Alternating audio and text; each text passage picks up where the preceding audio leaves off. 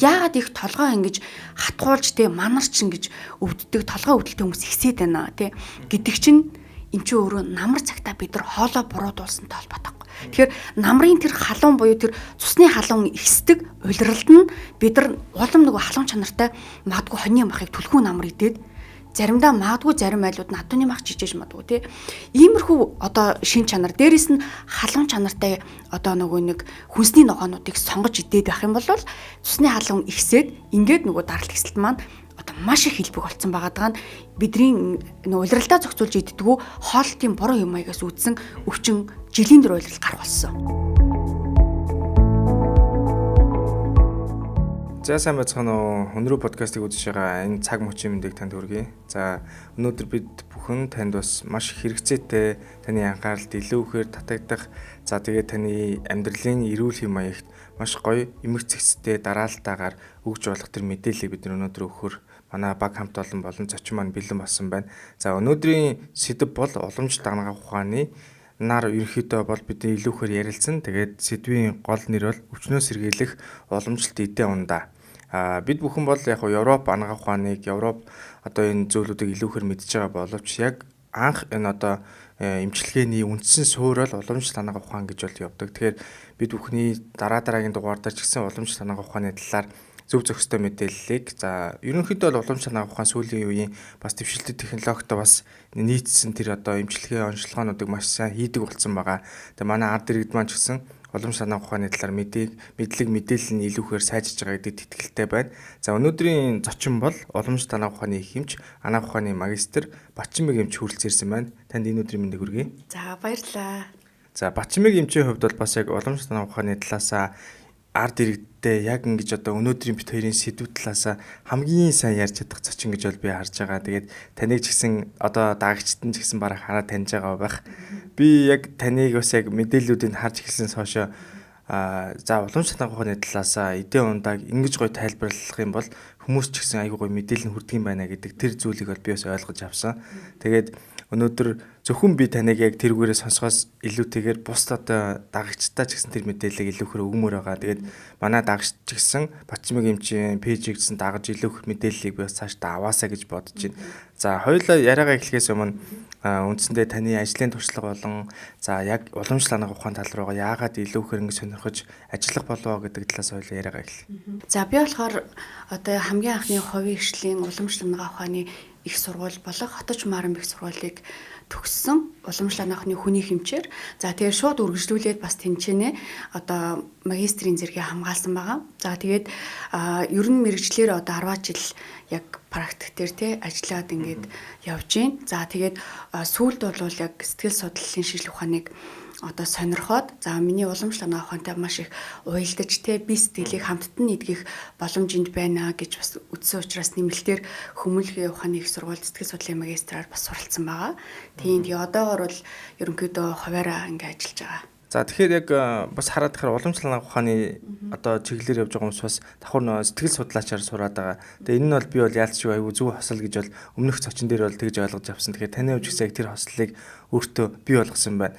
Ерөнхийдөө эмчилгээ хийж байгаа эмч хүн гэдэг чинь давхар сэтгэл судлалын тал руугаа сайн ярихгүй бол тэр хүн эмчтэй итгэх байдал, эмчилгээнд итгэх байдал нь ямар байхаас хамаарат эмчилгээний тэр ач холбогдол ч гэсэн бас нэлээд одоо буурдаг ч юм уу эсвэл сайжирдаг ч юм уу тийм зүйл бол би байдаг гэж боддог. Тэгэхээр баг одоо эмч болгон давхар сэтгэл судлалыг илүү ихээр судлаасаа гэж би бол яг тань дээр ярилцахын хувьд бол тэгж бодож байна. Таны ярьж байгаа зүйлүүд ч гэсэн өөрчлөлттэй одоо илүү ихээр бас хүрдэг байх гэж бодож байна л да. За тэгэхээр хоёулаа тэр ярианыхаа ихэнд бас ярьж исэн одоо бичлэг хэлхээс өмнө таны магистрийн сэдв бас миний хувьд бол яг анхаарал татсан. Уламжлалт ангаа ухааны тал руугаа яг ийм сэдвээр хамгаална гэдэг бол бас их ховор тохиолдол баг. Тэгвэл та магистрийн сэдвийн талаар бас хэлж өгөөч. 2019 онд манай Хоточ Маран их сургууль маань одоо эрүүл мэндийн ам болон шинжлэх ухааны технологийн сантай мөн 50 та хамтарсан юм одоо Монгол эм тангийн судалгаа хийсэн. Хамгийн гол нь бол одоо цусан дах одоо холестерол, тригглицеридтэй HDL, LDL одоо сайн уг тос, муу уг тосыг Монгол эм тангаар бууруулах боломжийг судалсан байхгүй юу? Тэрэн дээр болохоор давхар нөгөө клиник судалгаа явьж исэн. Тийм. Тэгээ 3 сарын хугацаанд ингээд одоо им тангийн уулгуулад те хянаад хооллолт болон явдал мөрийн зөвлөөг нөгөөд ингээд явж исэн. За түүнийхэн яг клиник судалгаан дээр ч би өөрөө ажиллаж исэн. Өөрөө болохоор би яг онлынхын хэсгийг уламжлалт ухааны те хэсгийг нь аваад яг магистрийн одоо судалгааг хийгээд хамгаалсан гэсэн үг. Тэгэхээр ер нь Монгол одоо уламжлалт им тангаар одоо цуснд холестеролыг бол бууруулах боломжтой байна. Тэгээд ээлдээл буюу муу өх тос нь ингээд буухад ээжтэйл сайн өх тос нь ингээд өсөж байгаа байхгүй юу. Тэгэнгүүт Монгол одоо энэ танд чинь зүрх судасны гаралтай те судасны нарийсал за дээрээс нь судасны уян хатан чанарыг ингээд дээшлүүлдэг те одоо цусны урсгалыг дэмждэг тэр одоо судасны хан сууж байгаа бадган өөх сальс гэж ярьж байгаа шүү дээ манай харчаа тэрийг ингээд хайлуулах чадaltaй бүлээн одоо халуун шин чанарын чадaltaй юм тангууд бол цуснд холестеролыг бууруулж яах гэдгийг бол судлаад гаргаад ирсэн тогтоосон гэсэн үг. Тий. Тэгээ одоогийн байдлаар ер нь манай мам татсан эмнэлгээс ч гэсэндээ те одоо энэ судалгааны үр дүнгээр олон хүмүүсийн одоо цуснд холестерол нь бол буурсан юм сайхан үр дүнтэй байгаа. Цаашдаа ч гэсэн би ч гэсэн одоо яг одоо ажил дээрээ те давхар одоо тэр одоо сонгодог чадaltaй эмнүүдээ сонгоод ингээд цуснд холестеролыг бууруулад ингээд явж байгаа. Сонирхолтой сонсогдож байна. Тэгээд энэ ч гэсэн бас яг Европ хангаах ухаантайгаа илүү ихээр бас зэрэгцэж орж иж байгаа тийм том судалгаа гэж бол би харж байна л да. Тэгэхээр яг таны яг үйлчлүүлэгчтэй зөвлөж байгаа зөвлөгөөнүүд яг сайн судалгаан дээр гарсан үр дүнгээрээ бас яг энэ эмчилгээнүүд нь бас давхар хавсраад явж байгаа юм тийм. Яг үнэ хавсраа явж байгаа гэсэн үг. Хоёрдугаарт нь тэр чинь бүр нөгөө цуснд одоо бүр лабораторийн шийдлэгээр баталгаажж байгаа.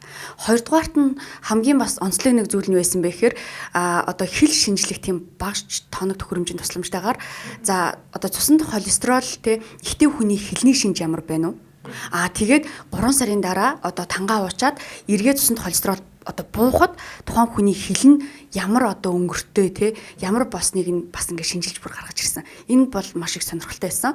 Манай бас судалгаанд сайн буян ингээд доктор багш маань оролцож байсан. Энэ багш маань болохоор өөрөө 50-нд яг энэ хилийг те одоо шинжлэх талаас нь баг тоног төхөөрөмжн дээр нь судалгаа хийгээд доктороос хамгаалж ирсэн багш байдаг байхгүй юу. Тэгээ энтэй ингээд холбоотойгоор бол маш гоё судалгаа гарч ирж байсан. Тэгээд ерөн жаах товчхон одоо ярихад те хилний одоо өнгөр ихтэй ялангуяа цагаан шар өнгөр одоо зузаан тогтдог тий ам одоо гашуу орогдог. За дээрэс нь хилэн зузаан ийм хүмүүсийн дээрэс нь хилэн ингээ хагардаг. Ийм одоо шинж тэмдэгтэй хүмүүсийн цуснд холестерол нь өндөр байх магадaltaй байна гэдгийг тэр одоо хил шинжилдэг аппаратаар бол гаргаж ирсэн. Энэ бас их сонирхолтой байгааз. Тэнгүүд хилийг нь хараад ерөнхий бас баримжаа магадлалыг авчиж яах гэсэн үг байхгүй юу. Тэгээд энэ хүнд бол цуснд холестерол ихсэх магадлалтай байна гэж үзвэл лабораторийн шинжилгээнд нь өөх тосны солилцооны дөрвөн тий шинжилгээг нь үзүүлэлтийг нь үзүүлчихэж байгаа байхгүй. Тэгэхээр үр дүнгийн хувьд бол нэлээд сайн гарсан юм байна тий. Энэ тал руу ч гэсэн уламжлалт хангаах ухааны бусад эмчнэр ч гэсэн таны судалгааг нэлээд сонирхож бусад эмчилгээнүүд дээр ч гэсэн энийг бас уламжлалт хангаах ухааны том шин одоо юм юу одоо судалгааны үр дүн гарч иж байгаа учраас олон одоо үзэж байгаа эмчнэр ч гэсэн энэ тал дээр маш их гоё шин мэдээлэл авч байгаа. Зарим нэг баяртай байгаа. Миний хувьд ч гэсэн Монголдоо ийм гоё судалгаа хийгдэ гараад ирсэн гэж танаас сонсоод надад бол их гоё санагдаж байна. Тэгээ энийг чинь цаашдаа би бас илүүхээр судлаа. Тэгээд зарим одоо хүмүүсийг ч юм уу ийм мэдээллүүдийг би бас орж ирсэн мундаг зочдтой энэ мэдээллүүдийг цаашаа хүмүүст дуулгах одоо үйлчлүүлэгч илгээч гэдэг юм уу энэ тал руугаа илүүхээр бай гэж бас боддог. Тэгэхээр таны хувьд бол ийм гоё сэдвээр бас магистр хамгаалсны ямар ч баяр хүргэе. Тэгээ бусад эмчнэртэйсэн маш гоё тийм цаашдын судалгааны маш гоё урам зориг өгж байгаа. Тий. Баталгаа олж өгсөн бас.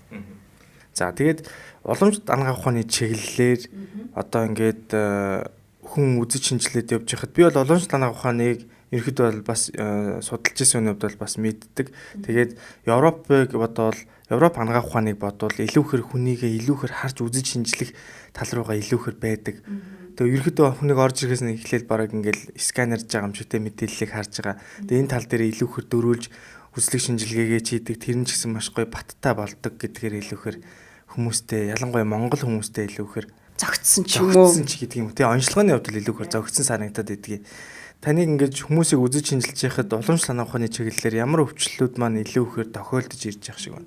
За яг зөв. Тэгэнгүүт ер нь уламжлалт анагаахын чинь маш чухал одоо 3 шинжилгээ хийдэг штеп. Шууд эмч нь бол одоо ингээд үзэхээр ирж байгаа хүмүүстэй заавалчгүй өлөн шээсээ авчраа гэж хэлдэг. Тэгэнгүүт бид нар нөгөө нэг ингээд шээсээ шинжилгээнд өгөхлөөр ингээд шээснийхэн дундаас ингээд аваад ирэх тэгдэг штеп тий. Тэгэхээр уламжлалт анагааханд шээсний дундаас буюу маш бага шээсийг аваад ирэхлээр тэндээс бүрэн өвчнийг харах боломж үнэндээ байдаггүй. Тэгэхээр та одоо саваа те маш сайхан цэвэрлээд аль болохоор томхон савнд бүрэн шээсээ бүгдийг авчраа. Өлөн шээс гэдэг бол хамгийн анхны шээс те. Тэгэнгүүт тэр шээсний чинь тунцыг харна те, өнгийг харна. Дээрээс нь яг шээс халуун үедээ ямар байсан, хөрснийхэн дараа ямар байсан гэдэг нь өөр төлөвлөр орчдөг байхгүй юу. Тэнгүүд тэр бүхнийг ингээ харахын тулд бүтэн шээс нь байж ах хэрэгтэй байдаг. Дээрээс нь хөлийг харж шинжилж гин те. Тэгэхээр эмч хүн бодтой яаж ийнө шууд ингээд өөрхөн 5 м хүүгээрээ те хараад ингээ мэдэрж ш тэр үтгэл үнэрлж байгаа штэ шээсэг ингэж одоо үнрийг нь үнэрлж агаад элэг төсөнд уу эсвэл бие махбодод одоо хордлого байна уу ч юм уу те гэдгийг гаргаж ирж байгаа байхгүй. Дээрээс нь судас онцлогоо гэдэг бол хүний одоо эмчийн мэдрэмжийн маш чухал нэг онцлогоо байдаг те. За тэгээд ийм байдаг. Хоёрдугаарт нөх юм бол над дээр үл хөвчлэн нойр гүйдэлтэй маш их хэрэгсэн сэтгц мэдрэлийн талдаа те одоо зовиртой улсууд маш их ирж байгаа. Тэгээд сүүлийн үед бол нойр гүйдэл бол маш их газар авж байгаа те. Тэнгүүд би ч нөгөө нэг бас сэтгэл судлаар ингээд суралцсан учраас илүү их тухайн хүнийг ингэж ойлгох, сонсох байд юм уу те амьдралд нь тохиолдсон одоо асуудлуудаас дундаас нь нойргүүдэд байгаа шалтгааныг нь олоод өөрт нь тэр асуудлыг нь таниулцдаг гэсэн үг. Тэгэхээр хүн ерөөсөө асуудлыг таньж мдэггүйгээсээ болоод нөгөө нэг гарц гаргалгаа шийдвэрээ одоо оновчтой сонголтоо хийж чаддаггүй. Тэгэнгүүт бодоол яваад байдаг тэр бодлоо дуусгадаггүй. Хий гэж бодоол идэг тэр шийдвэрийг бүрэн гаргаад хийгээд тэр ажлыг дуусгадаг гэсэн. Тэгэхээр дуусгаагүй ажил бүрэн одоо тэр шийдээгүй тэр бодол мэдрэмжүүд маань хүний бид яг нь үргэлжилсээр байх юм бэл энэ урт хугацаанд өөрөө өвчлөлийг сэтгэл зүйн гаралтай бие махбодын өвчнийг үүсгэж ийн гэж үздэг байгаа юм. Тэгэнгүүт яг энэ талаасаа яалтчгүй одоо нойр гүйдлэг гэдэг бол стресстэй холбоотой, санаа зовлон төгшөөртэй нэг холбоотой байдаг. Үүнээсээ улбалаад нойр гүйдэл нь өөрөө одоо хэрэгсний хамгийн том нэг шинж тэмдэг байгаа даа. Тэгээ хэрэгэл гэдэг чи одоо юу хэлээд байгаа юм бэ гэхээр одоо сэтгц мэдрэлийн үйл ажиллагаа ингээд сулрах тий хэлж байгаа байхгүй юу. Тэгэхээр энэ нойр гүйдэл болон хий талдаа өвчнүүдийн үед төлхөө их ажиллаж байгаа гэсэн үг. Нойр гүйдэл угаасаа зөвхөн одоо настай хүмүүс ч гэлтгүү маш их тохиолдож байгаа. Миний үе болон одоо бидний ялангуяа бид нар чинь сошиал орчин одоо дижитал одоо ертөнцид амьдарч штэ тий. Энэ бол биднэрт яалтчгүй нойр гүйдэл ядаргаа амьдралын буруу хэм маяг гэдэг олон зүйлүүдийг бий болгож байгаа. Тэгэхээр яг Монголд бол яг нойр гүйдлийн төв гэдэг талаас бол төрийн засгийн албаагчны нэгдсэн эмнэлэг дээр нойр гүйдлийн төв байдгийн. За тэгээд Монгол хипо эмнэлэг дээр болохоор нойр гүйдлийн төв бас сая сүүлд нэгдсэн. Тэгээд мандах гэд бас эмч байгаа. Тэр эмчийг бол та бас таних бах тий. Тэр болохоор би бас эмнэлэг дээр нь очиж бас яриа авч үзчихсэн. Тэн дээр сэтгэл зүй тал руугаа илүүхээр одоо бас яг таньсаа ярьж байгаа та бүхэн яг энэ зорилго бол нийлжил байх шиг байна л да тий. Тэн дээр болохоор яг хоёр бас салбартаа байлаа мандах эмч. Тэгээд нойр гүйдэлтэй холбоотой энэ тодорхой хэмжээний нэмчилгээ, үйлчлэгийг хүмүүсээс хийгээд нэлээ үр дүнтэй явдаг юм байлээ. Таны хувьд ч гэсэн яг сэтгэл зүй тал руугаа чиглээд уламжлалт анагаахын таныхаа одоо онол тий одоо үзэл баримтлалыг илүүхээр баримтлаад авсаад явдаг юм байна. Тэгэхээр яг нойр гүйдэл гэдэг зүйл яалтчгүй их болчиж. Тэгээд нойр гүйдэлтэй хүмүүсийн хувьд бол уламжлалт анагаахны яг эмчилгээ дээрээс нь энэ сэтгэл засал гэдэг зүйл бол яалтчгүй маш гоё хавсарж явах шиг байна л да. Харин тийм түлхүү тухайн хүний одоо сэтгцийг тайвшруулах талын нэмчилгээг сонгомлоор хийдэг гэсэн үг. Тэ дээрэс нь маш их хүүтэн хидцэн одоо хий бадгана гэдэг чинь хүүтэн талдаа өвчин байхгүй юу? Шар гэдэг нь халуун талдаа. Тэгэнгүүт чинь хүүтэн хидээд байгаа хүнд чинь илүү илч өгсөн, дулаацуулсан, тайвшруулсан ийм сэтгэл зүйн хайр халамжийг нь хангаж өгөх тийм орчинд амьдруулах, сэтгэл зүйг нь ингэж ойлгох тайван тухтай мэдрэмжийг төрүүлэх ойлгож байгаа сэтгэл мэдрэмжийг төрүүлэх сонсох ийм байгаад байгаа байхгүй. Тэгэхээр их хэрэгцэн байгаа сэтгэл төгшөлтэй санаа зовлонтой хүний яадгүй гэхэлэр шүүмжлэхгүй байх хэрэгтэй, буруутгахгүй байх хэрэгтэй, дээрээс нь сандрахгүй байх хэрэгтэй, шүүмжлэхгүй байх хэрэгтэй. Аль болохоор тэр хүнийг ойлгосон тийм одоо төлөв байдалтай ойлгох хэрэгтэй байдаг байхгүй юу.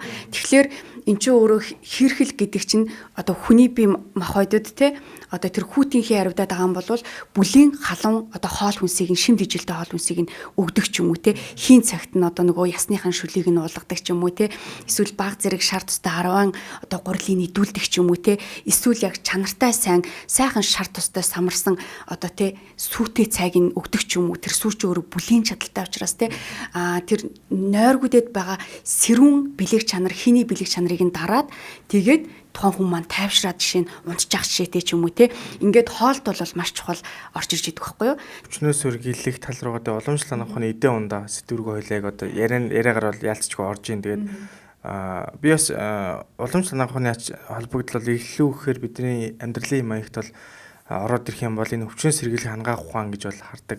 Тэгээд уламжлалт одоо ангаах ухаан руугаа эдэн ундааны одоо эдэн ундаагаар эрүүл амьдрах энэ одоо ач холбогдол гэдэг зүйлийг та яг онлын үднэс ч гэдэг юм уу яг өөрийнхөө харж байгаа туршлагаасаа ч гэдэг юм уу яг энэ тодорхойлж хэлж өгөөч.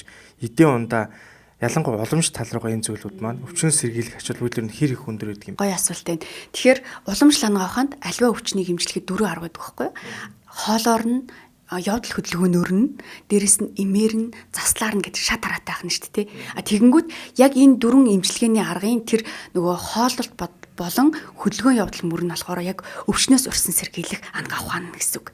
Тийм. Тэгэнгүүт бүр бүхэл бүтэн 4 зүйлийг чинь хоёр нь өөрөө өвчнөөс урьсан сэргийлэх болчихж штэ тий. Тэгэхээр энийг ярихаас аргагүй одоо төм түгэхээс аргагүй чухал юм асуудал болчиход байгаа гэсэн үг. Тийм бааз.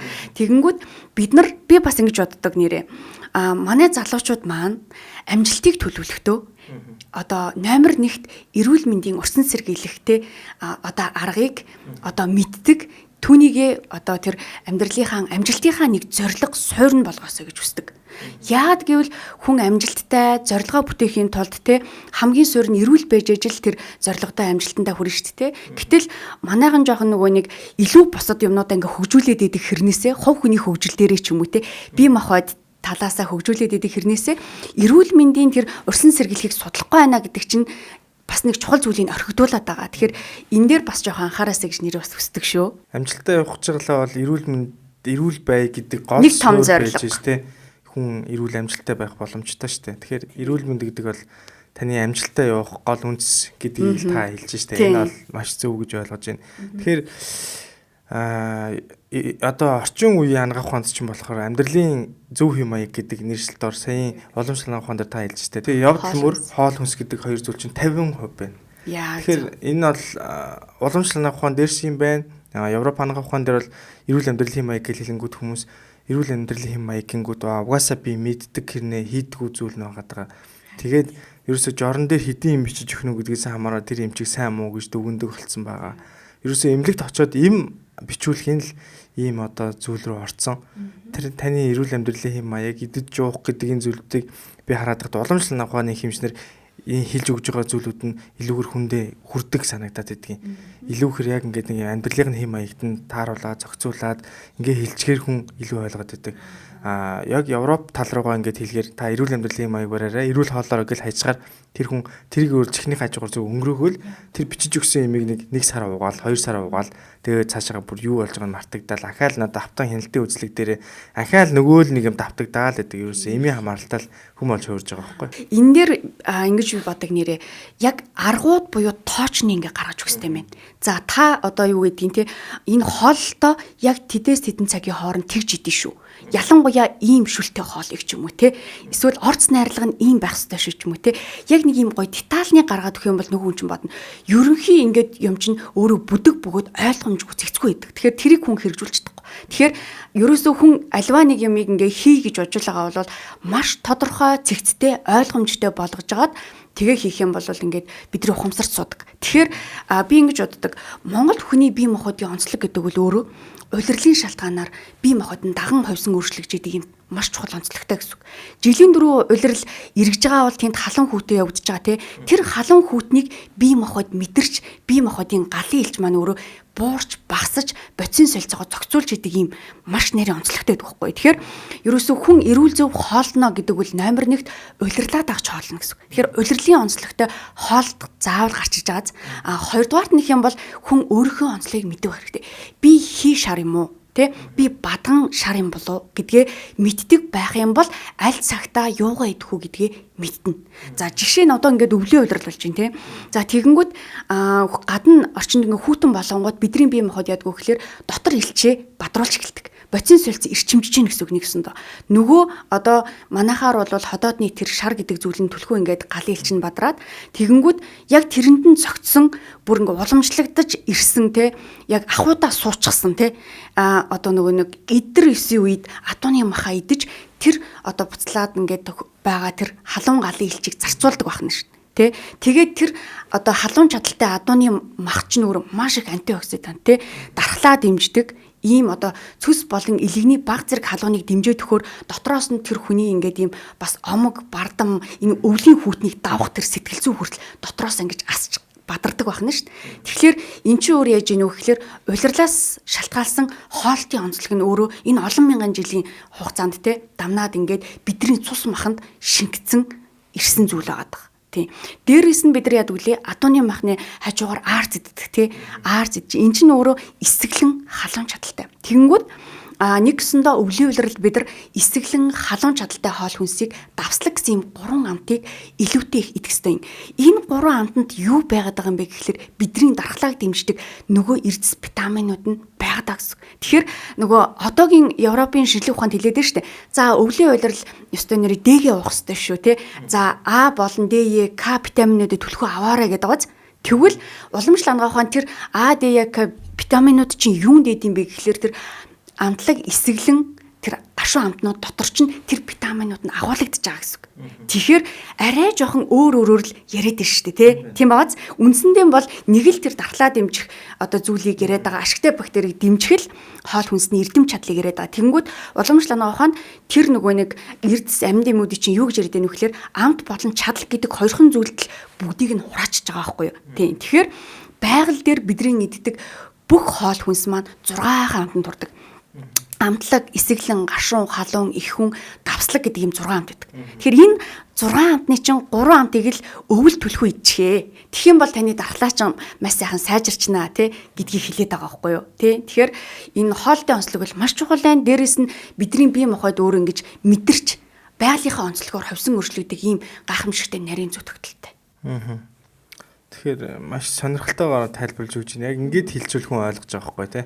Түүнээс яг ингээд баахан амт яриад чадал яриад ахыг хүн бүр тархитлогоо нэргээл энэ одоо хэдэн мянган жилийн өмнөх юм яриад байгаа юм байна гэдэг ойлголтыг ойлгоод байна шүү дээ. Тэгэхээр эмч болгон яг үнэндээ тань шиг гой тайлбарлаж чадж байгаа. Гэхдээ энийг илүүхэр олон хүнд хүртээмжтэй ярих одоо тэр зүйл бол харьцан бага байгаа хэл та.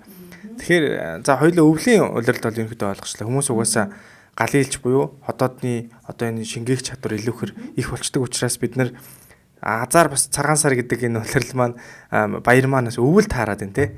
Бид нар одоо яг цагаан сар одоо удахгүй болох чинь нэг айлд ороод нэг 5-аас за нэг 7 бууз идэл баг өдөрт хэдэн айларч ороод байгаа юм те. 100 хэрвээ ингэж идэх юм бол маш их хэцүү байдалд орох бах. Энэ Монгол хүний бие махбодод угаасаа хэдэн мянган жилийн юугаар улиралдаа яг тааруулаад идэж ууж байгаа соёл нь өвөл таарад байгаа юм байна. Тэгээд бид нар өвөл бол илүү ихээр тэр адууны маха идэх юм байна. За тэгээд аарцаа идэх юм байна. За чацаргана. Тий чацаргана. Нөгөө нэг эсэглэн гашуун амттай юмнуудаа яг байгалийнх нь ориг амтаар нийтнэ гэсэн үг.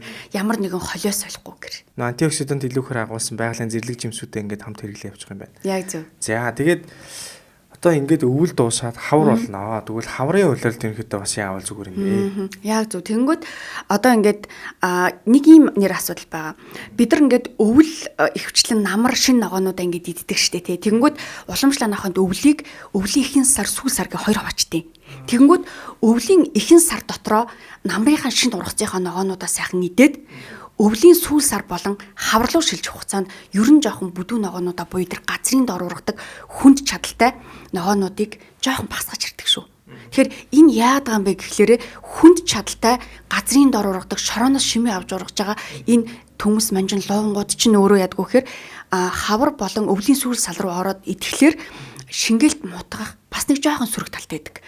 Энийг бас жоохон анхаарч бол их зүгээр гэж боддог. Тэгэхээр хавар бол илүү түлхүү одоо нөгөө өвлийн улирлынхаа бэлдсэн тэр одоо тий нөгөө борц За дээрэс нь одоо яг хоньны махыг одоо гүзээнд нь хийгээд шинээр нь хадгалах одоо Монгол уламжлалт арга шүү дээ. Тэгэнгүүт хавар бол яг үндэ хоньныхоо мах гэдэг хэвтэй. Тийм. Тэгэхээр нөгөө хаврын улиралд нөгөө бадган сэлс гэдэг юм чинь улирлынхаа ирэхээр дулаараад эхлэхээр бид ингээ хөдөлдөг юм байна л да. Тэнгүүд ходоодонд маш их өнгөр сэлс ихсээд эхлэхээр шингээлт муудаад шингээлт уулаасаа муу байсан хүн бол иш шинг хөвчин цаашлах юм бол хаван өвчин илүү их сэтэрдэг хавар. Тэгэхээр дээрэс нь бадган сэлс гэдэг зүйл нь бид ингээ босоод байгаа учраас илүү их нөгөө бие хүндрэх, ноцоорох, ядрах хандлагатай гэсэн үг. Тэгэхээр яг энд нь зориулаад ерөндөг нь өөрөө хоньны мах байна шүү дээ. Хоньны махтаа сайхан саримстай харшуул ч юм уу те гой цутан ч юм уу те бандан ч юм уу эсвэл яг тэр газрын доор ургадаг бүлээн чадaltaй гэж нэрлээд байгаа тэр гурлаа итгэн.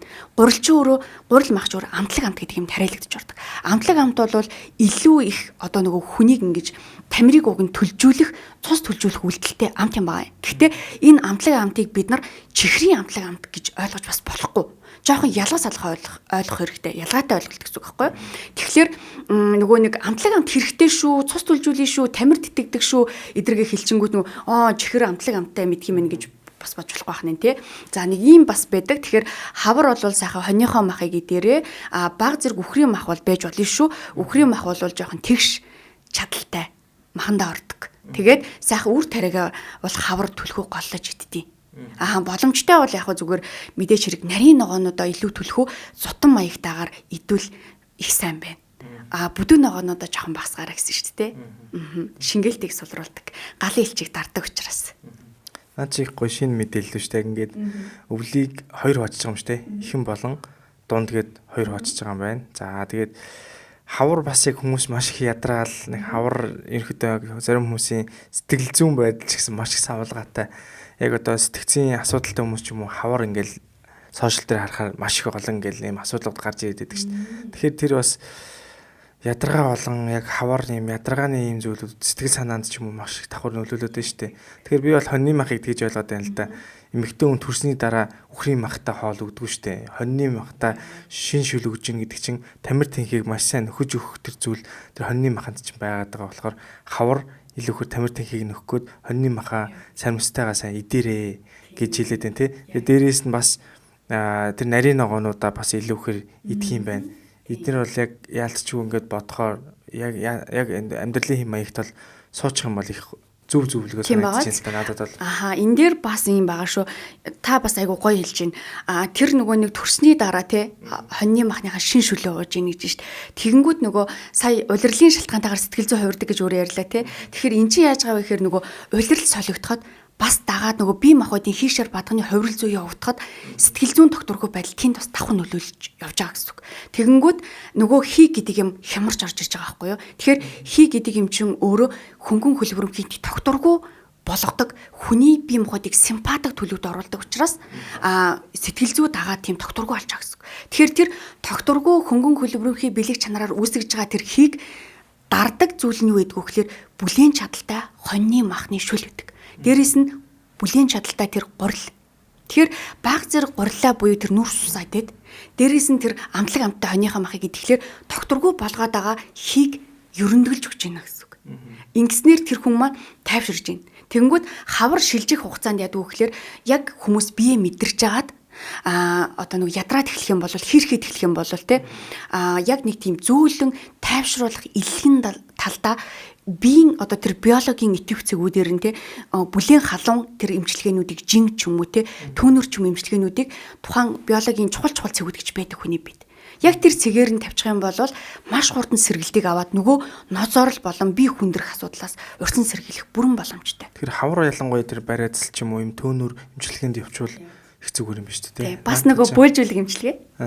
Наадах чинь яг хэрэгжүүлмээр юм байна те. Хавар ингээл хүмүүс чинь тусал тариа хайгал яваад байдаг бол уламжлал анагаах ухаан гэдэг маш том энэ анагаах ухааныг зөв зохистой таны хэлдгэр идэж уухаараа тааруулаад дээрэс нь одоо бие махбодыг ямар нэгэн байдлаар гимтэхгүйгээр те сууд сатахгүйгээр ингээд эмчилгээ хийчихнэ гэдэг чинь өөрөө хүний бие махбодод маш их гоё таарж байна. Тий, эн чинь нөгөө биег зүгээр нөгөө гаднаас нь дэмжих те нөхөн сэргээх тайвшруулсан ийм гоё зөөлөн имчилгээ болчихж байгаа байхгүй юу. Тэгэхээр нөгөө хэрэг суусууч чинь маш эмзэг мэдрэмтгий болсон байдаг шүү дээ. Тэ сэтгэл зүйн хувьч гэсэн докторгүй мартаа санах нь нэх болно тэ дотор нь чичирд салгалсан байдалтай тэ зүрхэн дэлсдэг ч юм уу тэ эсвэл ходоодн зангирцсан явж идэг тэ маш их нөгөө санаа зовнилтай ингээд ийм докторгүй дип тап ингэж явсаар хагаад тэгэхээр ийм эмзэг мэдрэмтгий чучрамтгай байгаа байдал дээр зөөлөн илхэн талтай имчилгээ ч юм уу тэ ороод ирэнгүүт гаднаас нь өстой өөрийг чи хэлдгээр ингэж тэ заавал ингээд тэ хүчтэй юм тариа ингэж оруулахгүйгээр маш тийм зөөлөн аргаар ингэж хүнийг имчлэх бүрэн боломжтой байдаг байхгүй. Энд чинь өөрөө яаж ийм нөхөр бие махбод цаанаас нэгж байгаа юм. За хавар болж байна тэ миний биед бадан сэлс ихсээд байна. Одоо шингээлд модч байгаа учраас одоо надад бүлжүүл хийж өгөөч тэ. Одоо ийм бүлийн одоо имчилгээ одоо бүлийн шимтэй хоолунд тэ хэрэгтэй байна гэдгийг бие махбод нь хэлээд идэг. Бид нар нөгөө аргыг мэдтгүү.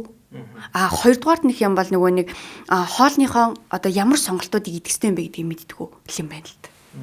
За ингээд хэлээд өгчих юм бол бид нэр ойлгож штэ тий. Ерөнхийдөө гоё тайлбарлаад өгнө гэдэг мэдээллийг бол Батчимгийн эмчийн хувьд бол маш гоё тайлбарлаж өгж байна. Тэгээ би ч гэсэн айгүйх гоё шинэ мэдээллүүдийг давхар авж байна. Амьдралдаа хэвшүүлнэ, хаварч гисэн олон санаа ухааны тал руугаа илүү ихээр яваараа гэдэг зөвлөгөөчийг хүмүүст өгье. Өөрөө ч гэсэн тэр тал руугаа хэрэгжүүлэе гэж бодож байна.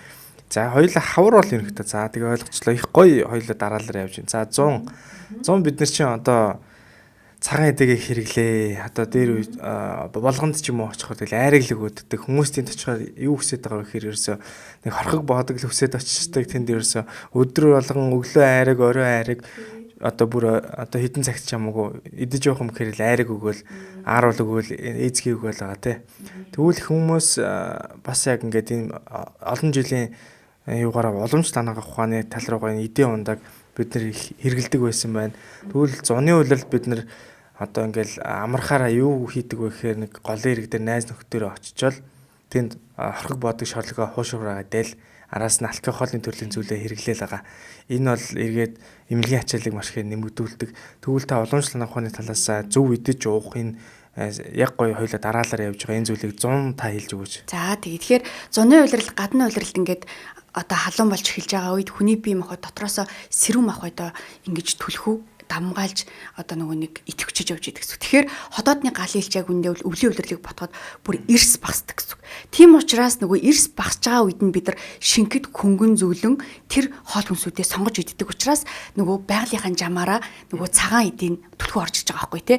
Зуны дийлгэр цаг чинь цагаан эдэл байж гэн.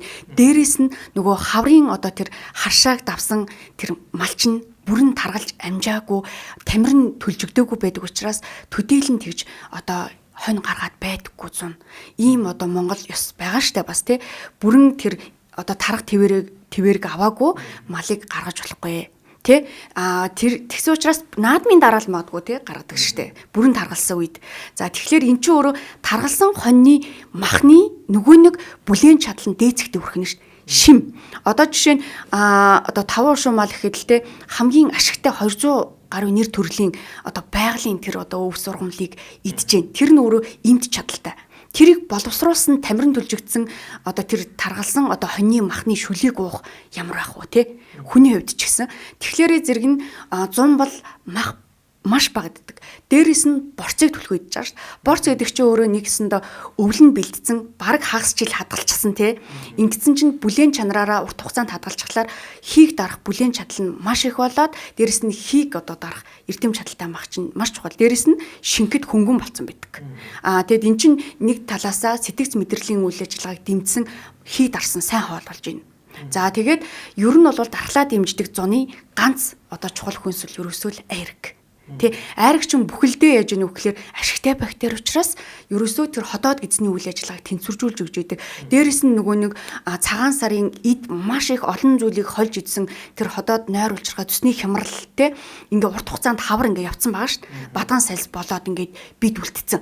Тэрийг яаж яах вэ гэхээр зуны уйлралдаа бид нар нөгөө нэг тэр айргаар тэ жишээ нь цэвэрлэгч байдаг юм. Эсвэл нөгөө нэг таргийнхаа шар сүг тэ ууж гизээ цэвэрлэгч байдаг юм. Эсвэл нөгөө нэг тарагч нь өөрөө одоо шар сүтэйгээ байж идэг штэ. Шар сүү бол ерөөсөө суц цэвэрлдэг. Суцны тэр бадган одоо сальс ингээ хоримтлагдаж сухаас урсан сэргийлдэг хамгийн чухал хүнс.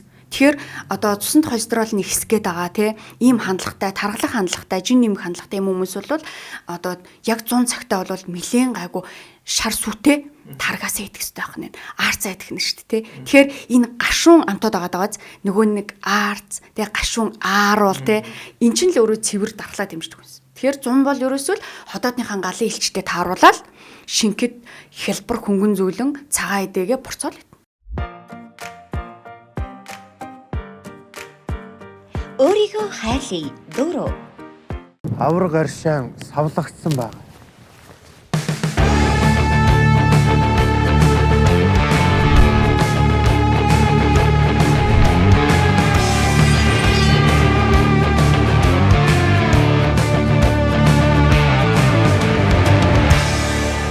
Тусал бүртэл аршил авраг. Эрүүл мэндийг дэмжин ажиллагч Янцтай ясны шүл хамтран ажиллаж байна. За тус шүлний хувьд бол одоо Монгол орны зэрлэг байгальд одоо бэлчээрлэж одоо шимт одоо ургамлаар эдээссэн үхрийн булгууны яснаас гаргаж явдаг. За үүнд бол хүний биед хэрэгцээтэй тэр уураг, за амин дэм, эрцээр одоо баялаг, за химийн ямар нэгэн нэмэлт болгон нөөцлөгчд бол агуулаагүй яадаг.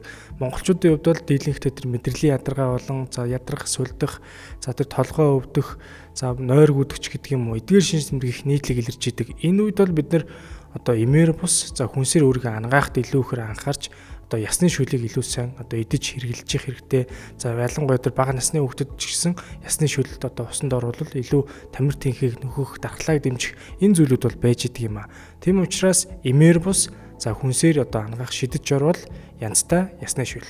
100% байгалийн гаралтай аяг таваг угаагч хөөс доктор Уна өөх тосыг хоромхон зорт задалж сав суулгыг гялалзуулна. 3 дахин химнэлттэй мөн олон төрлийн нэм бактерийн эсрэг үйлчилгээтэй учраас хүүхдийн угаж, жимс, хүнсний ногоо зэргийг угаахад тохиромжтой. Өнгө үнэр оруулагчгүй байгаль дээлтэй доктор Уна аяг угаагч хөөсийг хэрэглэж гэр бүлээ болон их дэлхийг хайрлаарай.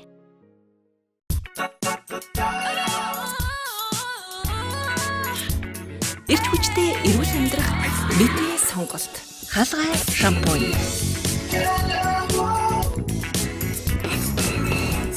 Дөрвөн төрлийн хаалгай шампунийг үснийхээ онцлогт тохируулан бид хэрэглэдэг. Эрүүлэр үсээ хайрлая. Одоо тэгээ Монгол хүмүүс ч яг энэ нүүдэлчин хим маягасаа бас жоохон хөндөрөөд байна те. Одоо яг хөдөө болж байгаа болохоор тийм хөдөө малтай хүмүүс ч гэсэн өөрсдөө харцаа ууж байгаа тийм жишээнүүд хүртэл байна штэ. Тэгээд одоо уг нь ингээл хүүхд тахт бид ингээл хөдөө айлдчихоор маш гоё ингээл дайл цайлал нэг юм байдаг гэсэн бол хамаг шүүгээ ингээд сүүний машин ирэхээр өгцөн ингээд хар цай угаа сууж байгаа бол үнэхээр бас харамсалтай юм зураглаа. Энэ дээр бас сарын юм байдаг. Дээр үед яадаг вэ гэхээр яг үүрийн нөгөө хийн цагта шар тос самарсан сүтээ цайгаа ууж идэг тий. Өглөө чинь яадаг үлээ эрт хон ингээд гараа явчин тий. Тэнгүүд чи манай өвөө эмээнэр чинь 6 7-гийн үед л яг сайхан цайгаа чандаг штэ. Тэгэхээр чи нөгөө хийн цаг чинь үүрийн 3:40-с 7:40. Яг тэр цагта хийн цагтаа сайхан шар тос самарсан сүтээ цайгаа уучаад эсвэл өвлдөө ч юм уу те нөгөө нэг цагаан тосоо идчихээ гараа авч байгаа. Тэнгүүд тэр чинь өдөржин үл даачна. Эсвэл 100 цагт ихэвчлэн 10 гурал иддэг байсан. Тэгэхээр 10 гурал жоох идэл ингээ гарч ид. Тэгтэл өдрийн бараг 12-ны хүртэл өлсдөггүй те. Ходоод гидсэн сайн цусны ялгарлыг дэмждэг те. Ачигтай бактерийг тэнцвүүлжүүлнэ. Дээрэс нь өтгөн хаталтаас урсан сэргийлэх те. Маш олон талын ач холбогдол байсан баг шүү. Гэтэл одоо бид нар ерөөсөө цайгаач уухгүй сүтээ цай гэдэг чинь өөрөө маш чухал. Сүүч өөрөө бүлээн чадaltaй те. Тэнгүүд хий дарах чадaltaй болчдөг. Тэгээ дээрэс нь баг зэрэг шар тусыг нэмээд өчгөлөөр бүр одоо хүүтэн архаг мэдрэл ядаргаан сайн болоо авчдаг. Мартамхай болох. Дээрээс нь шаардж нэг оюуныг хурц олгоно гэж байгаа шүү дээ. Зүнөрхөөс урьдсан сэргийлэх те. Ийм одоо ач тустай болчихжээ те. Тэгэхээр сайхан сүтээ цайгаа бас боломжэвэл те уугаасай гэж бас хүсдэг шүү дээ. За тэгэхээр бид нар 100 бол их махан төрлийн зүйлүүдэд айлах багасгаад 100 борц идүүл сайн гэж таас хэлсэн те. Мах идмээр сандвал бид нар 100 борцоо хэрэглээд тэгээд төлхөө тэр цагаан эдэгээ айргаа сайгаа угаал, таргаа угаал.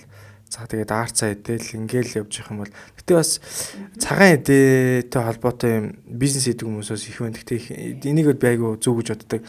Гэтээ үнийн хувьд л их өндөр юм аа. Ааха тийм ээ. Одоо би яг ингээл гэр бүлэрээ гой цагаан эдээний төрлийн зүйлүүд ингээл манай яг хотгоны нэг одоо байранд байдаг. Тэгээ очиод ингээд авахаар нэг хоёр өглөөний нэг хоёр өдөр хэрэглэх зүйл авахд л нэг 60-70 мянга болох юм аа. Тэгээ бид нар ингээ харахаар би бол энэ дээр тэгж боддتي. Төр засгаас тодорхой хэмжээний бодлого баримтжуулаад Монгол хүний эрүүл амьдрах энэ зүйл эрүүл амьдрах гэж ярьж байгаа байхгүй тий таны сайн хэлж байгаа. Энэ зүйлийг дэмжихийн тулд тодорхой хэмжээний бодлого хэрэгтэй. Ийм жижиг дунд үйлдвэрлэлүүдийг төр засгаас дэмжиж өгөх юм бол тэр гарч байгаа бидний гар дээр очиж байгаа үнийн хувьд бол бууруулаад өччих юм бол бид нар цагаан эдэгээ байнга хэрэглэе л та тий. Тэгээ ялангуяа улиралдаа тааруулаад зуны улиралд бүр илүүхээр дэмжиж өгчих юм бол бид нар өдрөө болгоно л тэр одоо сайхан таргаа уучи те сүүгээ уучи аарцаа идчихэл та. Тэгэхээр тийм боломж бол бас харьцангуй бага санагдаад байгаа. Тэгээ энэ дээр жоохон дэмжлэг хэрэгтэй юм шиг. Яг зөв санал нэг байна. Тэгж боддог шүү нэрэ. Тэгэхгүй бол Монгол хүн чинь сүүлдээ нөгөө нэг сүү цагаан эдэг задлах тэр боломжгүй болсон тэр судалгаануудыг одоо тийм сүүний харшилтай тий хүмүүс маш их болж байгаа шүү дээ. Шингээх чадвар султай хүмүүс их болсон байгаа. Тэгэхээр яг энэ дээр би ингэж хэлье. Ер нь бол Монгол хүний одоо бие махбод цуснд нь энэ цагаан эдэгээ хэрэглэх идэх энэ одоо ген бол бүр суудсан байгаа шүү. Тэгэнгүүт энэний дадуулга алдагдаад эхэлсэн байхгүй сүүлийн хэдэн жил. Тэгэхээр тэр ингээ бидний бие махбод маш ийм тасамтгай шин чанартай учраас цагаан эдэгийг хэрэглэхгүй л байвал эн чин хажуугаар нь маш их олон төрлийн амтлагчтай олон төрлийн ийм чихэр жимс ингээ холсон бараг найруулсан хор бид нар идээд байгаа учраас тэрний давмгай сөрөг нөлөөгөөр нөгөө нэг яг жинхэнэ одоо шингээх одоо чадвартай тий задлах ёстой байгаа тэр нөгөө нэг цагаан эдэгээ задлж чадхааргүй хэмжээнд очиж эхэлж байгаа байхгүй юу. Тэгэхээр эн чинь нөгөө нэг сөрөг зүйлд ингээд дасан зохицол явагдахлаар сайн зүйлийгээ шингээх чадваргүй болох юм магадлал руу орж ирэх гэж байгаа гэсэн үг. Тэгэхээр өөрийн чинь хэлдгээр яг үнэ одоо тэр төр засгаас тий дэмжлэгтэй байх юм бол бид нар өдөр тутамдаа ч гэсэн нэг ааруулаа тий усандаа хийгээд байнга яваад ах боломж нь бас бүрдэх байхгүй юу тий. Одоо яг би тэр Апу компани дээр судалгааг харсан чинь лактоз гэдэг одоо тэр зүйл байгаа тий сүүн дагуулгадж байгаа тэр одоо сахар гэх юм уу да тий тийм хэлбэрээр байгаа. Тэгэхээр одоо лактоз фригээс үүрчлэх гарсан байгаа штэ. Сүү хэрэглэж чадахгүй бол ядаж лактоз фри гэдэг сүүг нь хэрэглэх юм бол яг тэрийг уугаад үзэхээр илүү хөр чихэрлэг санагдана. Гэхдээ тэр бидний бие махбодод орж ир задлах боломжтой тэр лактоз гэдэг зүйлийг бид нэр задлж чадахгүй таны хэлдгээр удаан хэрэглэхгүй байгаа дахаар нөлөө лактоз үйл төвчл гэдэг зүйл гараад тэрийгэ задлж чадахгүй зүйлийг тэр сүүрээр задлаад өгсөн. Уухаар чихэрлэг санагдж байгаа боловч тэн дээр ямар нэгэн сахар нэмэлтээр зүйл хэрэглээгүй юм байлээ. Тэгэхээр өдрөө болгоно тэр сүү цагаан эдэгээ хэрэглээрээ хятад одоо 200 мл сүү 2 сард илүү ямар ч нэг 2 см өсөлтч илүү нэг тийм бодлого баримталсан байлаа шүү дээ. Тэгээд одоо хятад хүүхдүүд чинь амар өндөр болсон. Өсөлт сайтай. Тий, одоо манайхаа сакс өгөх үзэг туртай болсон. Яс шүү одоо сайтай тий. Тий. Тэгээд яг сакс үзэг туртай болсон. Тэр нөө хятад багийнхантай манай Монгол тоглосон. Тэгсэн чинь хамгийн өндөр одоо манай сакс чин өөрөө тэр хятад зүгээр нэг залуугийн хажуудал аюу жижиг харагдаж байгаа байхгүй юу. Тэгэхээр сүүлүүд яг манай дүүнер маань бидний үеийг бол илүү хөр өсөглөн болсон байна. Гэхдээ өсөглөн ч гэсэн яс илүү сайтай байх хэрэгтэй шүү дээ. Яс шүд илүү суурин сайн байх хэрэгтэй. Тэгэхгүй бол нэг жоох юм болгонгод гар хөл нь хугардаг болсон, шүд нь маш амархан цоордог болсон, шүдээ сайн угаагаад байгаа ч гэсэн энэ бол яг үндсэн яс гэдэг гол суурь нь өөрөө бэхжилт муутай байгааг юм бас илэрл баг. Тэгэхээр хүүхдүүдэд ямарчсан сүү сайн өгч байгаа тий. Би бол хүүхдтэй байнга сүү өгдөг.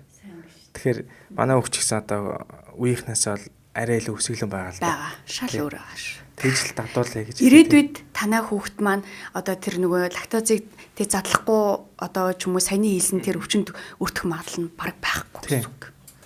Байнга л болох хэрэгтэй. Дадуулга байгаад байгаа юм чинь. Тий. Яг зүйтэй. Тэгээ сүү маань гэсэн жоохон үнэтэй л гэдэг. Тэгэхээр хэрэглэхээс яах вэ? Харин тийм ээ. 4000 хэдэн зууч хэлээ тий. Одоо бидний 1 литр сүүг одоо үйлдвэрлэгч орон байж чинь ингэж аавна гэдэг бол үнэхээр надад харамслаа санагдаад байгаа. Тэгээд юм ярих болгонд л юмны үнийг давхар ярихгүй болохгүй байна тий. Эрүүл амьдралыг ихээр чинь бас идмээр нуумаар нь штэ бас тий. Тий штэ одоо 4500 гарч илүү сүү аваад ирэглээд тахаар бас яг амьдралд бас хэцүү штэ хүмүүст.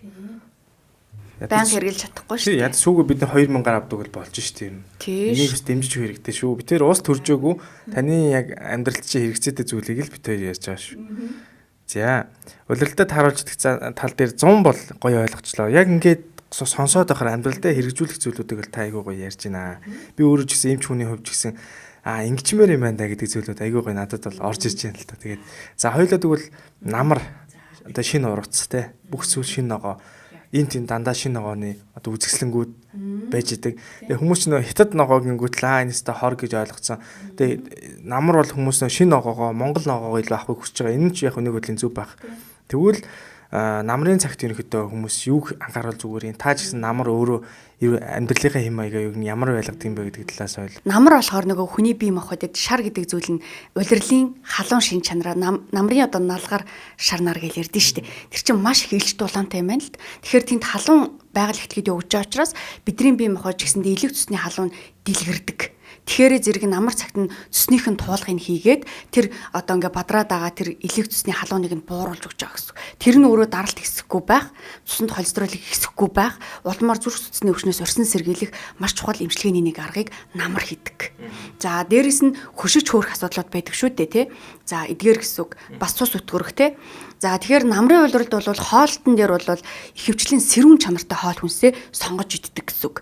Тэгэхээр ер нь яг зүгээр сэрүүн гэдэг чинь ямааны мах байж болж байна тий. Бас сарлаггийн мах тий.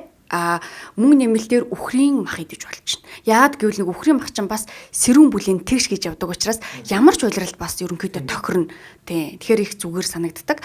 Тэгээд ямааны мах өөрөө бас сэрүүн мөртлөөсөө бас их антиоксидант байдаг тий.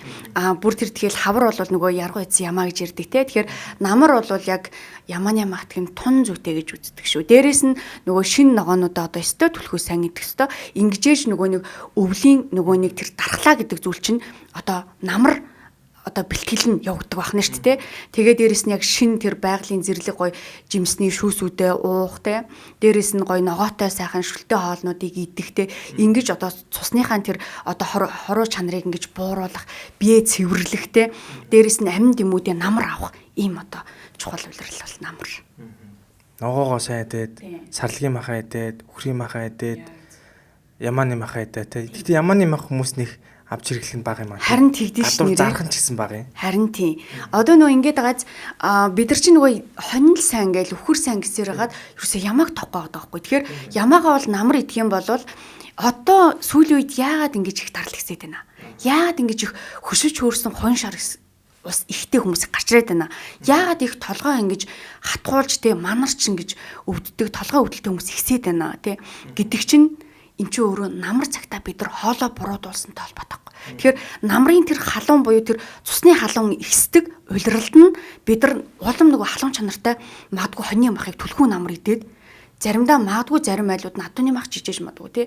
Иймэрхүү одоо шин чанар дээрэс нь халуун чанартай одоо нөгөө нэг хүнсний ногоонуудыг сонгож идээд байх юм бол цусны халуун ихсээд ингээд нөгөө даралт хэсэлт маань одоо маш их хэлбэг болсон байгаа нь бидний улиралдаа зохицуулж иддэггүй хоолтын буруу юм аягаас үүдсэн өвчин жилийн дөр улирал гарах болсон. Улиралдаа тааруулж идэх хин зүйлийг бол Европ ангаа ухаанаас илүү уламж танаа ухаанлахгүй тайлбарч чадна гэдэгт бол би илүү бат итгэлтэй болчлоо. Тэгээд та сая эхлээд хоёул ярианыхаа эхэлт та айгүй гоё одоо асуултыг гоё задлж өгсөн. Тэгээд би тэрийг үргэлжлүүлээд асуумаар байна. Улиралдаа тааруулж идэхин циклийг бол Батчим гэмж маш гоё тайлбарлаад өгчлөө. За тэгээд тухайн хувь хүний хийшэр бадганы онцлогтой тааруулаад идэж уух тал дээр нь та бас ахаад нэг ойлголтын нэг хөнгөн өгчүүл. За би нэг өөртөө тааруулж хэрэглүүл юм байна. За улиралдаа тааруулбал ерөнхий том зургаар инким байна гэдэг ойлголтыг бол маш гоё авах гэдэг. Яг зөв. За тэгэхээр нөгөө улирлаа ойлгосон учраас одоо өөрөх онцлогийг мэдэрнэ гэсэн. Би бас сонсож ажиглаж мэдрэх гэдэг юмыг бид нар өөрсдөө номер 1 хийх хэрэгтэй байна.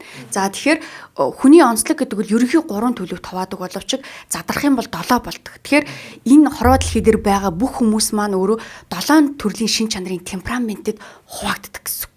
Тэ энэ бол хүний төрлөх шин чанар өөрчлөгдөггүй. Энэ өөрөө ген цуснд явж байгаа гэсэн үг. Тэгэхээр ээж аваасаа тухайн одоо нөгөө таны өвөг дээдс ээж аав чинь юу идэж ийсэн, ямар амьдралын хэм маягаар явж ийсэн тэр чинь энэ цаг хугацааны явцад танд ингээд суугдаад одоо ингээд би хүнийг үсгэсэн байгаа шүү дээ. Тэгээ энэ бол төрлөх шин чанар, темперамент. За тэгэхээр хэд одоо төрлийн темпераментийн хүн ямар байд юм бэ гэхэлэр их хөвчлэн за баг зэрэг жижигвтер биетэй явж болно. За тэгээд туранхай жоохон бор эсвэл амархан харлах ийм арсны онцлогтой. За дээрэс нь баг зэрэг бөхтгөрч байд юм уу те. Тэгээд одоо жоохон сэтгэл зүйн хувьд жоохон тогтуургүй одоо хөнгөн тэгээд дээрэс нь яг ба давуу тал бас байна л да. Хурдан ямыг ингээд одоо санд сэрдэг те итвэхтэй хурдан хөдөлгөөнтэй шаламгаач гэдэг юм уу те. Ийм талаасаа дээрэс нь маш хурдан ямыг ингээд тогтоогоод эргээ хурдан мартдаг ч юм уу те.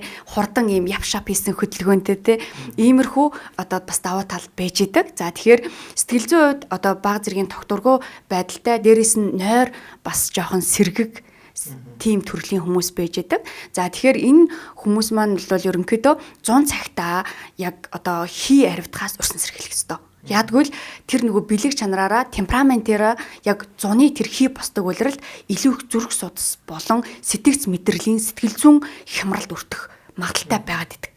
Дээрэс нь яс үйс тийм хэврэг жоохон байдалтай байдаг. Дээрэс нь нөгөө хий төрлийн хүний явц суухад ингээ хөдөлгөөний хийхэд ч юм өвдөг ингээ чаг хийгээд дуурдаг ч гэдэм үү тийм иймэрхүү шинж байдал байдаг шүү дээ. Тэгэхээр яг ингээд үслэг хийгээд ингээ явж байхад ядгүй гэхээр хий төрлийн хүмүүсийн одоо нөгөө нэг шүд үс хумс маш жоохон хэврэг талтай байх гэдэг. Дээрэс нь зүрх дэлсэх давчдаг талын зовёр ихтэй байх гэдэг. За ийм байдаг. Дээрэс нь яг ийм хий төрлийн хүмүүс бол хийн цагтаа төлхөө сайхан хоны махта шүлөө, ясны шүлөө ч юм уу те бантангаа нэгдүгээр хоолоо шим тижээлтэй хий дарах хоол үнсээ төлхөө сонгож идж байгаарэ гэдгийг зөвлөхөөр байна. Хоёрдугаарт нь шар төрлийн хүн гэж ямар хүнийг хэлэх вэхээр бие оврын хэмжээний хувьд бол дунд зэрэг тэ арьс үс бие махбод ерөнхийдөө ийм шар төрлийн тэ омог бадрал ихтэй урам зориг одоо итвэх санаачлаг өндөртэй тэ ийм одоо нөгөө нэг хүмүүсийг бол хилдэг гэсэн үг. Тэгээ дээрэс нь бас нөгөө нэг биеийн чадамж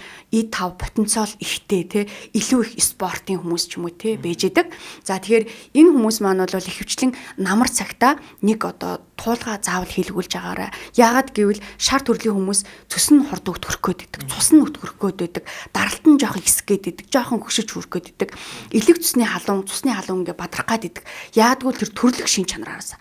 Дээрэс нь маш их ингээ халууцдаг, халуун элчтэй, боцын солилцоод хүргэнтэй ийм хүмүүс чинь шарын хүмүүс байгаа шүү дээ. Темпераменттэй. Тэгэхээр энэ хүмүүс маань амар цагта хануур магадгүй нэг хийлгүүлчихтэй элэг цуснийхэн судснаас баг зэрэг цусны уур гаргах төдий хануур хийлгүүлчихтэй. Ингэх юм бол ирээдүйд нас явах тусмаа цуснд холестерол ихсэхгүй байх, дарал ихсэхгүй байх ийм одоо эрслээс бүрэн өргө хамгаалж чадна гэж хэлнэ. За 3 дугаарт нь бол бадган төрлийн темпераменттэй хүний шинж бол илүү их тайван төлөвийн хүмүүс байдаг. Сэтгэл зүйн хувьд ч гэсэн за болно доо гэх тэ альва юмд нухацтай тэ найдвартай, тулхтай, түшигтэй тэ намптай ийм хүмүүс үж идэг. Тэгээд тэр чинээгээрээ нөгөө хийж байгаа ажил үйлс нь хүртэл маш сайхан бүтэмжтэй, удаан, талбуу, тайвав те ийм хүмүүс. Тэгээ арсны онцлог нь ихэд тийм болбрай, цагаан те зөөлөнч байд юм уу, баг зэрэг махлагдууч байд юм уу те иймэрхүү онцлогтой байдаг. Тэгэхээр бадган төрлийн усуд бол хавар цагтаа одоо шингээл жоохон муудах гад ч юм уу, эсвэл хавгнах гад ч юм уу те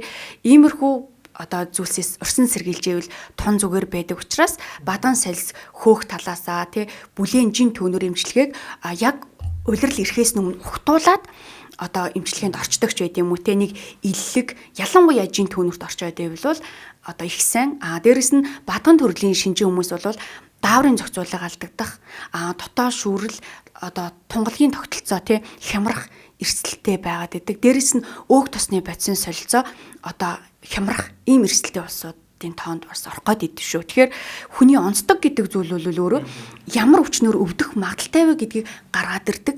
Тэр хүний сэтгэл зүйн доктортой байдал нь өөрөө хүний амьдралын ажил амжилтанд хүртэл нөлөөлдөг учраас тухайн хүний наслалтын байдал тэ тухайн хүний ажил амьдралын карьер хүртэл энэ темпераментээс шалтгаалждаг. Бас нэг чухал зүйл нь юу байдгүй гэхээр бид нар одоо үр удмаа сайжруулах одоо хамгийн чухал үүрэгтэй болсон ч үгүй тий. Тэгэхээр энэ удмаа сайжруулна гэдэг бол бид нар хань ижлээ сонгохдоо илүү бадган хурмал төрлийн бэлэг чанартай хүнийг сонгохдоо сэтгэл зүйн төлөв байдлыг харах тий. Энэ талын зүйл бол маш их чухал байдаг. Тухайн хүний амьдралын дадуулга хэм маяг нь ямраас шалтгаалаад тэг ямар темпераментийн үнэтэй суугаа шалтгаалаад та хоёрын голоос бадган хурмал бэлэг чанартай хүүхд төрөх юм бол потенциал сайтай, биеийн чадамж өндөр те илүү амжилттай өвчин багтай, дархлаа сайтай те ийм хүүхэд гардаг. Тэгэхээр бид нар бол одоо удмаа сайжруулъя гэж бодож байгаа бол бид нар хүн нэг бүрчлэн амьдралынхаа хувь маягт анхаарах хэрэгтэй, улирлын онцлогтой тохируулж хаалдаг байх хэрэгтэй, өөрийнхөө онцлогийг мэдрээд тэ бас өөрөөсөө босоод хүмүүс ч гэсэн хилтгэл авах хэрэгтэй гэж боддог. Та сая хэллээ шүү дээ. Үр удмаа сайжруулах нь бидний гол зорилго байгаа дээ шүү дээ. Тэгэхээр би сая асуултын жоохон задлж асуух гэдэг юм л да. Яг би сая сонсож байхад бол надад ийм хоёр ойлголт төрлөө л дөө. Одоо бадган төлөвийн хүүхд хэрвээ гарах юм бол энэ илүү эрүүл байх боломжтой гэж та хэллээ шүү дээ. Тэгвэл яг энэ та одоо хоёр бадган төлөвийн хоёр хүн хоорондоо сууна гэсэн үг үү? Эсвэл яг таны хэлдгээр сая яг одоо бадган ч гэдэг юм уу, шарч гэдэг юм, тийм хоёр төлөв нийлсэн байлаа гэж бодоход авсарсан байлаа гэж бодоход таны сая хэлдэг нэг тэр тухайн улиралдаа илүүхэр анхаарах зүйлүүдэд анхаараа явуучих юм бол хүүхэд нь илүүхэр тэр бадган төлөв юм уу, эрүүл чирэг хүүхэд төрөх боломжтой гэж та хэлсэн үү? Тэгсэн. Одоо юм байдаг. 7 төрлийн ийм темпераментд ингээд хуваарлагдаад ордог гэсэн шүү дээ, тий. Тэгэхээр эн чинь ганцхан хий төрлийн байдаггүй байхгүй юу? Дандаа ингээд хоорондоо хавсардаг, хоёроороо тохиолддог, гураараа тохиолддог байхгүй юу? Тэгэхээр хий шартаа хавсарсан темпераменттэй хүн гэж бас байна шүү дээ, тий.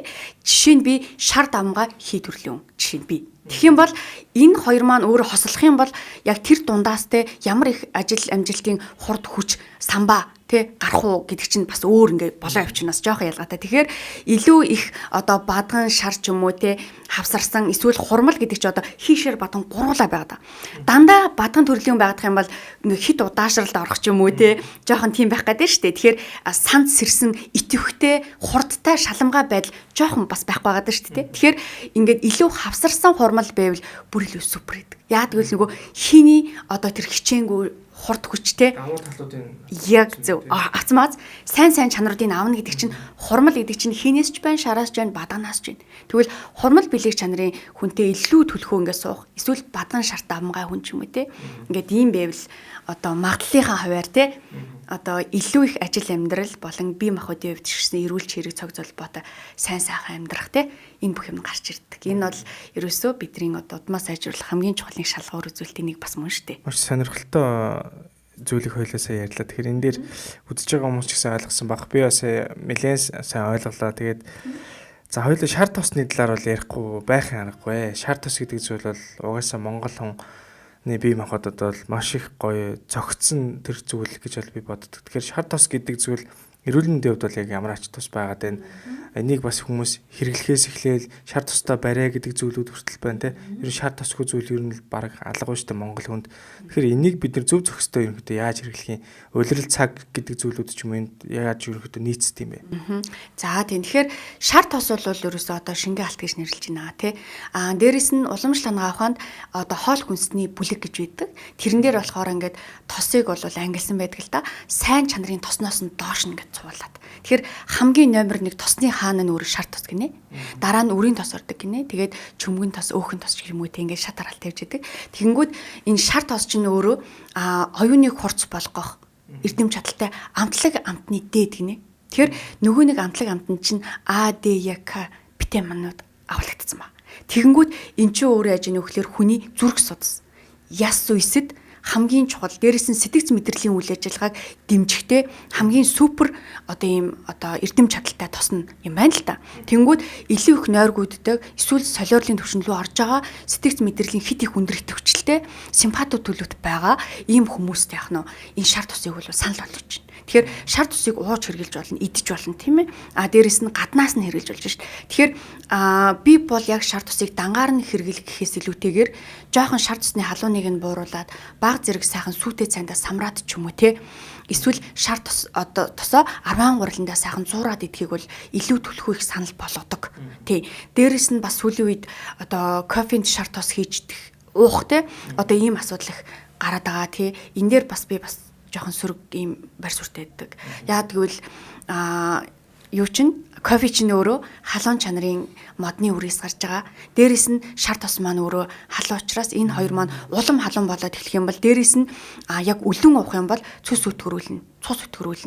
Дээрээс нь яг үлнөөр ингэж уух юм бол маш их бас жоохон бие махбодыг жоохон савлуулна, дутургүй байдалд оруулна.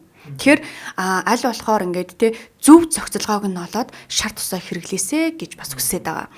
Тэгэхээр гаднаасаа гэх юм бол бид нар түрхэж олж байгаа. Тэгэхээр нөгөө шар тосонд чинь А, Д, Е, К витаминууд нь агуулгадаад байгаа бол энэ агуулгадаг амтыг амтлаг амт гэж хоёул ярьлаа шүү дээ. Тэгвэл энэ амтлаг амтыг одоо шууд тэр витаминуудыг шууд яг нь арьсаараа дамжуулаад бид нар авч байна. Гаднаас. Тэнгүүд арьсанд одоо ингээ шар усны нөхцөл байж байгаа тий. Энүүгээрээ бид нар тэр тосны шим тэжээлийг шууд ингээ авч байгаа. Дээрээс нь ингээд яадаг үлээ бид нар ингээд илээд халуун элчийг өгж яана гэдэг чинь тайвшруулад дулаацуулаад биеийн арьсны галын элчийг ингээ дэмжиж өгч байгаа. Тэр чинээгээр яадаг уу гэхлээр бидний бид гоё илч дулаан үүсээд цусны урсгал сайжраад хий цус тунгалгийн тогтолцоо ингээд дэмжигдээд тэгээд дархлаа сайжраад цуснд маань яаж ийн нөгөө амтлаг амт нөгөө витаминууд чинь шууд цус руу ингээд нэвчиж орж байгаа. Энэ чанараараа хийн тогтворгүй бэлэг чанарыг шар цусны маань бүлийн чадал маань дарж өгөөд тэгээд яаж ийн вэхээр бидний сэтгц мэдрэл одоо дааврын зохицуулгыг бүрэн дэмжиж гэнэ гэж үзэж байгаа. Одоо шар тустай барианд орсон хүн ч юм уу дараа нь гам бариараа бити даараараа ч гэдэг юм энэ зүйл үүдэг. Яагаад тэгдэг юм бол? Яг зөв. Тэгэхээр өвчлэн барианд бол одоо шар тос сүүлэн тосыг бол хэрглэж байна. Тэгэхээр би бол одоо 5 хоногийн эмчилгээнд явж байгаа хүмүүст бол тавуулан дээр нь шар тустай бариа хийх зөвшөөрдөг. Яагаад гэвэл маш хурц чадaltaй учраас нөгөө архаг өвчнүүдийг жоохон сэдрэх гээд идэг. Хоёрдугаарт нь биеийг бас жоохон илхруулах гээд идэг. Тийм учраас нэг удаадаа сайхан шар тустай сайн чанарын жил үндсэн шар тустай барианд ороод үлсэнд нь жоохон сүүлэн тос ч юм уу энгийн массажныхаа тусаар явцсан тун сайн байдаг. Тэгэхээр яагаад ингэж ийнү гэхээр барианд ороод аршин сүлэнд ороод зүй тавиулахлаар хүний одоо нөгөө нэг цус тунгалгийн тогтолцоо дээрэс нь биологийн итгэх цэгүүд өөрөө ингэж одоо яаждаг нэгдэж идэг гэж үздэг. Шар усны сүүн нэгдэж байгаа гэсэн. Тэгэхээр чин шар усны нөхцөөр бид нар гаднаас хүүтэн одоо салхийг ингээ мэдрээд тахлаар яадгүй гэхэлэр огцон биеийн одоо 5 6 сав эрэхтний тэр халуунд одоо гаднаас ингээ чочрол өгч идэг байна шүү дээ. Энэ цочрол маань өөрөө хүүтийн хийг үүсгэх магадaltaй байдаг. Ялангуяа хүн чихнээсээ салхи авахгүй байх, хөвлөгөөсөө дарахгүй байх гэдэг энэ хоёр чухал зүйлийг эрхэмлэх ёстой. Тэгэхээр чихнээсээ одоо салхи авахгүй байхын тухайд өвлийн үйлрэл бид нар чихээд авсан сайхан зузаан малгайгаа өмсөд дээрэс нь хөвлөгөөсөө дараад л авах юм бол галын элчин сулраад шингээлт нь модоод улмаар ис шинг хаван болоод хавгнаад байгаа хүмүүсийн гол шалтгаан дандаа хөвлөгөөсөө даарж идэг, хөвлийн хүүтэн байж идэг бариад үзэхлээр галын элчгүй болчихсон тий боцин солилцоо удаашралт орсон ийм хүмүүс байж идэг.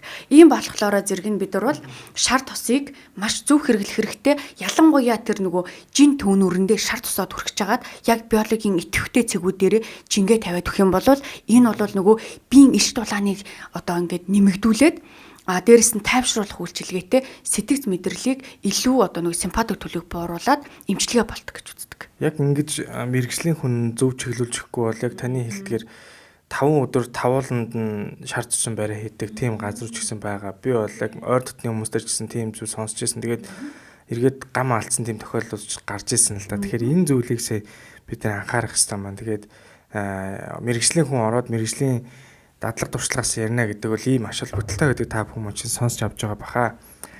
За 13 гурлын талаар би бас асуумаар л да. 13 гурлыг бол сүүлийн үед залуучууд ч ер нь хүмүүс их хэрэгэлдэг болсон. Бидний хүүхэд байхад 13 гурлыг их хэрэгэлдэг байсан.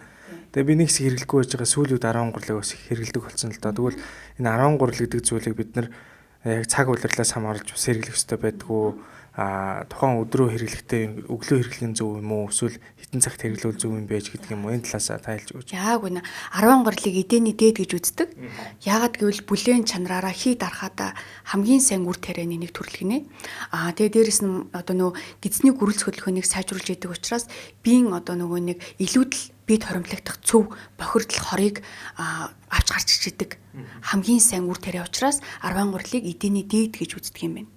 Тэгэхээр ер нь биеийн хордлого хор гэдэг чинь юу юм бэ гэхлээр одоо хамгийн сүүлийн үед яаж ийнүхээр энэ одоо нөгөө нэг детокс гээл те цэвэрлэх юм эмчилгээ их гараад байгааз эн чинь өөрөө яаж ийнүхээр бидний эзэн уусан хоол хүнс маань хэвлийн орондоо бүрэн боловсрогдож одоо цөв болж гарахгүй тодорхой цөв нь одоо нөгөө нэг цусны урсгал руу ороод ингээд нөгөө бид ингээд цөв тунгалгийн замаар яваад байгаа учраас энэ нь өөрөө одоо бохирдол хордлогыг үүсгэж байгаа гэсэн.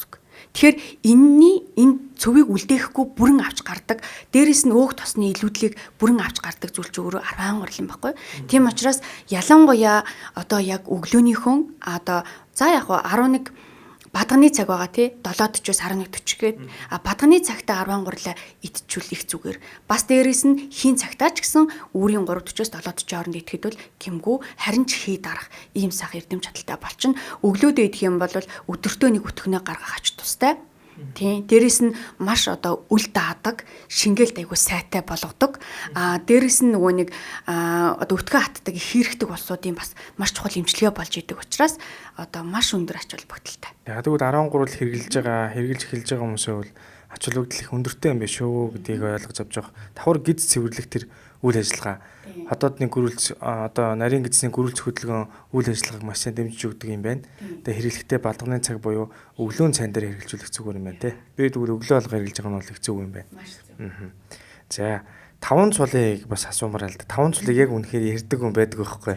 Тэгэхээр Европын тал руугаа хоол зүйчиж юм асуул яг энэ мэдээллийг надад үнэхээр өгч чадахгүй байх. Тэгэхээр би яг 5 цулыг би бол хэрэглэх дуртай. Гидсээ сайхан чанаал тэндээсээ сайхан бууз аймаа хуушур хаягээд идчихдэг. Тэр шүлээг уухаар маш гоё нэг тийм тамир тэнхээ нөхж байгаа юм шиг надад санагддаг байхгүй. Тэгвэл бид нар Монгол хүний бие махбодод энэ 5 цул гадны орныхын үзэхээр гайхаад идэм л дээ. Тийм малын гидс идэж ин гэхээр сонь санагддаг байх. Бид нар ч гэсэн яг энэ урд байгаа хүмүүсийн бас идэж ууж байгаа зүйлийг харахад сонь санагддаг ч гэсэн биднийх бол арай илүү надад бол эрүүл санагдаад байдаг. Тэгвэл одоо бид нар ядаж л илэг идэх. Илгэнд ч өөрөө маш их олон тийм фермент агуулдаг юм л. Тийм. Төмрөөс ахуулаад. Тийм. Би нэг судалгааны одоо лабораторийн нэг юм юу харж ирсэн, нэг хүснэгт харж ирсэн. Тэгсэн чинь тэн дээр үхрийн илгэнээс нэг им тан жилөө гаргаж авсан зүйл байсан. Тэгээ тэн дээр ерөөсөй байхгүй витамин ерөөсөй бараг алгаа хүрэх дээр. Тэгэхээр бус дээр нь яг ялгаагүй байгаа хальтаа. Тэгвэл бид нар ядаж ингэж цус идэхээс эхлээл за илэг бөөр ингээл дотор эрхтний зүйлүүдийг идэж уух нь ач холбогдол юу хэр өндөр юм бэ? Дээрээс нь энэ бас яг нөгөө улирал цаг нөхцөлтөөс тааруулж идвэл зүгээр байдаг юм болоо. За яг зөвхөн асуулт байна. Тэгэхээр 5 цулыг бол хавар идвэл тун тохиромжтой. Яагаад гэвэл хаврын улиралд бид нар дархлаа ундаг тий. Тэгэхээр бид бол дархлаа унж яана гэдэг чинь надад шимж ижилтэй бол хэрэгтэй наа гэсэн үг ахна шүү дээ. Тэгэхээр өвөлд нөгөө нэг хоньхон хар гүзээндээ хийсэн одоо шинээр нь хадгалсан тэр 5 цулаа хямцгаа хавар идэх гэсэн үг. Тий. Тэгхийн болол бидний нөгөө хий бадганы тэнцвэр хадгалагдана гэсэн үг. Ирч хүчтэй байна гэсэн үг. Тэгэхээр тэр 5 цул эргэтэн чинь яг 5 цул эргэтэндээ сайн. Одоо зүрхэнд сайн. Яагаад гэвэл нөгөө нь одоо кали натригаар баялаг гэдэг, магнигаар баялаг гэдэг тий. Эсвэл одоо нөгөө илгэндээ сайн, төмрөөр баялаг учраас тус сүлжүүлэн ч гэдэг юм уу тий. Бөөрөндөө сайн, селенер баялаг ч юм уу тий. Тэгэхээр зэрэг эн чинь ерөөсөө л тухайн одоо тэр 5 цулд тэр малын эзэн ургамлын одоо тэр шимэн ерөөсөө шууд ингээд 5 цулдаа хамгийн түрүүнд шимэгдээд үлдэх магадлал нь аяг өндөр идэм байна л та. Тийм учраас тэр нөгөө одоо өвс ургамлын хамаг те шим одоо витаминуудыг шууд 5 цул эргэтнээс ингээд нөхөд авах бүрэн боломжтой гэсэн. Дээрээс нь бидний бас цуснд бүр байна л да. Дээр үеэсээ бид нар хавар иддэг байсан, хямцаг иддэг байсан те. За зун нь сайхан шинжүүл гаргадаг байсан. Тэгжээж нэг сайн тамираа нөхдөг. Эн чинь өөрөө бидний бүр ингээд цуснд дадуулга болсон байгаадгаа ингээд сайхан шинжүүл уунгууд хөлс чихраал нэг тийм бүрэн цадсан мэдрэмжтэй те. Нэг тийм хамаг бие гоё хөлс чихраал гоё тайвширдаг те. Тэгэхээр энэ бол дээд зэргийн хий дарах хүнс. Дархлаа дэмждэг нэг хоол. Хавар хэрэглүүлэх зүгээр юм байна. Хавар. Шин шүлээвэл зундаа. За тэгэхээр Монгол одоо яг миний бит хоёрын яриаг сонсож байгаа хүмүүс бол яг таны хүсэж байгаа тэр асуултуудыг, хариултуудыг бол өгж байгаад л ихтэй байна. Тэгээд 5 цулын бууз хоошуур за цөөвөн ч гэсэн гоё энэ зүйлүүдийг л бас хэрэгжилж явах нь ач холбогдолтой байна. Гэхдээ хаврын цагт бол илүү хэрэглүүл таны тамир тэнхийг нөхөх юм байна. Хэрэглэх нь ач тусын мэдээ. Дээрэс нь хизээ цаг нөхцөлийг мэдчихвэл өгнөх зүгээр гэн тэ. Байнга хэрэглээд байгаа биш. Улирал цаг нөхцөлөд тааруулаад хэрэглүүлэх зүгээрээ гэж. За аршин усны талаар асууя. Аршин усны энэ мэдээллүүд бол одоо сүүлийн үед хоол зүйч нар ч их өгдөг болсон байна.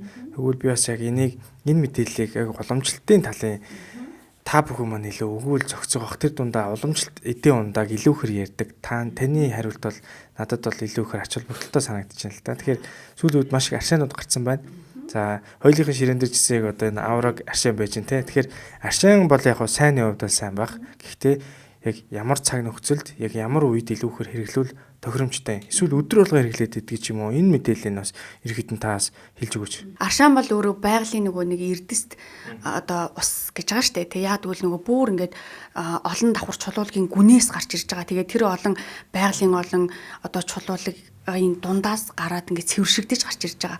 Дээрээс нь дотор нь ихвчлэн аршаанд ч одоо натрий, калий, кальц баялаг гэж байгаа. Йодор баялаг гэж байгаа. Тийм учраас хүний одоо яс үйсэнд бол төлөхөөс ангинэ. Одоо үс ингээд унаад, халцраад, цайраад, хугараад байх юм бол аршаан уухад яаж нөхөр тэр эрцээ одоо нөхөж авч байгаа учраас үсний, хумсны, шүдний бат бөх байдал хангагддаг. Дээрэс нь их юм бол ер нь бол аршаан бол зүрх судаснд маш сайн байдаг. Тэгэхээр зүрхний өөрийнх нь тэр одоо уламжлалтаар бол түгээгч гэдэг хийн үйл ажиллагааг дэмжиж өгснөөрөө захын эргэтнэлүүгээ цусаа шахах тэр одоо чадамж нэмэгдэнэ гэсэн үг. Дээрээс нь цусны урсгал сайжраад эхлэх юм бол бидний сэтгэн бодох чадвар, анхаарал төвлөрөл нэмэгдэнэ гэсэн үг шүү дээ. Тэгэхээр эн чинь өөрөө бидний одоо анхаарал төвлөрөл султай байгаа хүн чинь яаж юм тэгэхээр цаана цусны урсгал султай, дээрээс нь цус багталтай байж идэг те. Тэгэхээр энэ бүхний суурь нь өөрөө бидний уужгаа устай холбоотой байдаг гэсэн үг. Тэгээд ер нь аршаан ус гэдэг бол ер нь уламжлал анагаах ухаанд эмчилгээний нэг арга болж орж ирж идэг. Тэгэхээр аршаанд хүнийг оруулах халан хүүтэй аршаан гэж ангилагдж идэг те. Тэгэнгүүт ихэвчлэн тэр чинь өөрөө байгалийн бас зарим нэг хөхөртэй агуулсан ч байд юм уу.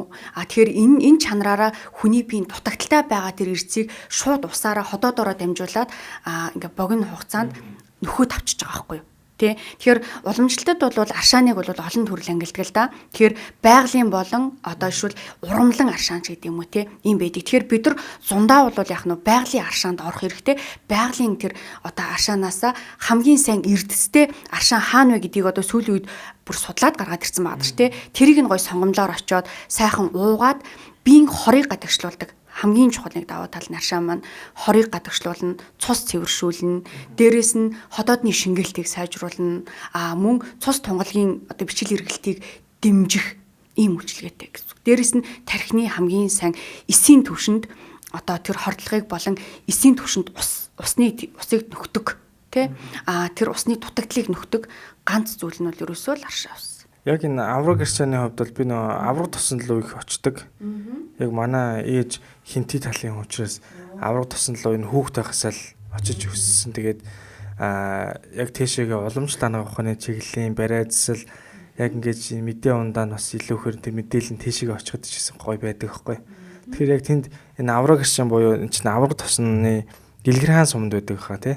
Тэр авраг тосон аршааныг ерөнхийдөө Vitaфит компани хувьд бол яг савлаад авчирсан байлаа. Тэгээ би бол газтай ундааноос их татгалцдаг. Тэгээ хүмүүс бол би үнэхээр тэр газтай зүйл хүсэж байгаа бол оронд нь аршаан ч юм уу одоо бөмбөлөгтэй ус ч юм уу ийм уух нь бол ядаж чинь сахар байхгүй эрцээ агуулсан учраас бидний хувьд бол ядаж хоол уун чингээгээс эхлээл арай л ачуул бүтэлтэй гэж бол би хэлмээр байгаа. Яг нөгөө ходоодны галын элч гэж ярьж байгаа шүү дээ. Тэр галын элчийг ингээд одоо нөгөө итгэвчүүлж өгч яадаг учраас шингээл сайжирж идэг. Дээрэс нь одоо цөс өтгөрөх ч юм уу цэсний одоо ургацагтай цэсний хан зузаан усууд бол аршаан ус уухад цэсний ялгаралт одоо сайжирч байгаа гэсэн. Тэгэхээр цэс нойролжирхан хямралтай тий ийм хүмүүс бол аршаан савж авах хэрэгтэй. За аршаан усны ачуул бүгдлийг бол маш гоё тайлбарлаж өглөө. За битүүшүл. Битүүшүлийг бол энэ битүүшүлийн дургуун гэж баг байхгүй хаа. Тэгээ битүүшүл бол хаяа нэг тийм ажил ихтэй үед ч юм уу жоохон ядарсан үед ч юм амралтын өдөр гадаа нэг цас орсон бороо орсон өдөр бол ингээ баястаасаа битүүшүл гэсэн хоёр сонголт л байдаг. Тэгээ битүүшүлний ач холбогдол нь ягаад тэр битүү байгаад байгаа тий. Тэгээ дээрэс нь гурилаар ингээ бүтээсэн. Тэр хоолны ер нь битүүшүлний ач холбогдол нь өөрөө юу байт юм болоо. Тэгээд битүүшүлийг хийхдээ бид нэрэнд адууны махаар хийх юм, хоньны махаар хийх юм, үхрийн махаар хийх юм уу гэдгийг таас хэлээд өгч. Яг зөв. За тэгэхээр битүү хоол ер нь хий дардаг ийм эрдэмтэй гэсэн үг. Тийм учраас нөгөө нэг гурилаар одоо битүүлэх ч юм уу. Эсвэл би нөгөө нэг эдэн ундаа гээд бас нэг өдөрлөг зохион байгуулдаг байсан. Тэрэн дээр бол бүр хоньны сарх одоо хэрхнэг гэж ярьдаг. Хэрхнэгээр нь ингээ битүү очаад эсвэл одоо нөгөө хар гүзээ гэж ярьдаг шүү дээ. Хар гүзээг нь цэвэрлсэн гүзээгээр битүүлээд битүүшүүл хийдэг байсан. Тэгэхээр энэ нь өөрөө яаж юм нөхөр тэр малын одоо хар гүзээний хэрхнэгний тэр одоо шим шүүс нь өөрөө ингээд бас шүлэндөө ингээ ундаг. Тэгээд ингэх юм бол эн чинь өөрөө цус төлжүүлэх, хий дарах маш чухал хүнс олчиж байгаа байхгүй юу? Тэгэхээр битүү байна гэдэг нь уур нь гараагүй зүйл өөрөө хий сайн дардаг. Дээрээс нь манай монголчууд мэдж байгаа шүү дээ. Хорхог те. Битүү хорхгийг идэг тэр дотор нь байгаа халуун чулуу атгах нөгөө биологийн идэвхт хийн цэгүүдээр тавьдаг те. Ингэж хий дарагддаг. Тийм. Тэгэхээр ялангуяа ясны одоо шүлтэй дээрээс нь хоньны махтай байх юм бол хий дарах одоо эрдэм чадaltaй буюу эн чинь илүү их нөгөө антиоксидант дархлаа дэмжигэл номер 1 хооллоо байхгүй юу? Ерөөсөө Ясны шүл гэснээс ясны шүл бас эргэлэх зүгээр санагддаг. Би бол яг хүүхдүүдтэй сүүгийн аль болох хийх хичээдэг байхгүй. Тэгээд хоол их болгондоо шүлтэй хоол хийх болгондоо зүгээр нэг хоосон одоо тэнд ус буцлахаас илүү ясны шүл заавал тэнд нэмж хэрэгжилж байгаа. Тэгэхээр ясны шүл бол Монгол хүний бие махбодод ер нь зохицол нь хэр байдаг юм бол таны хувьд ер нь ясны шүл хэрэглэхийг нь хүмүүс хэрэг зөвлөдөг вэ? За яг зөв ер нь их зөвлөдөг.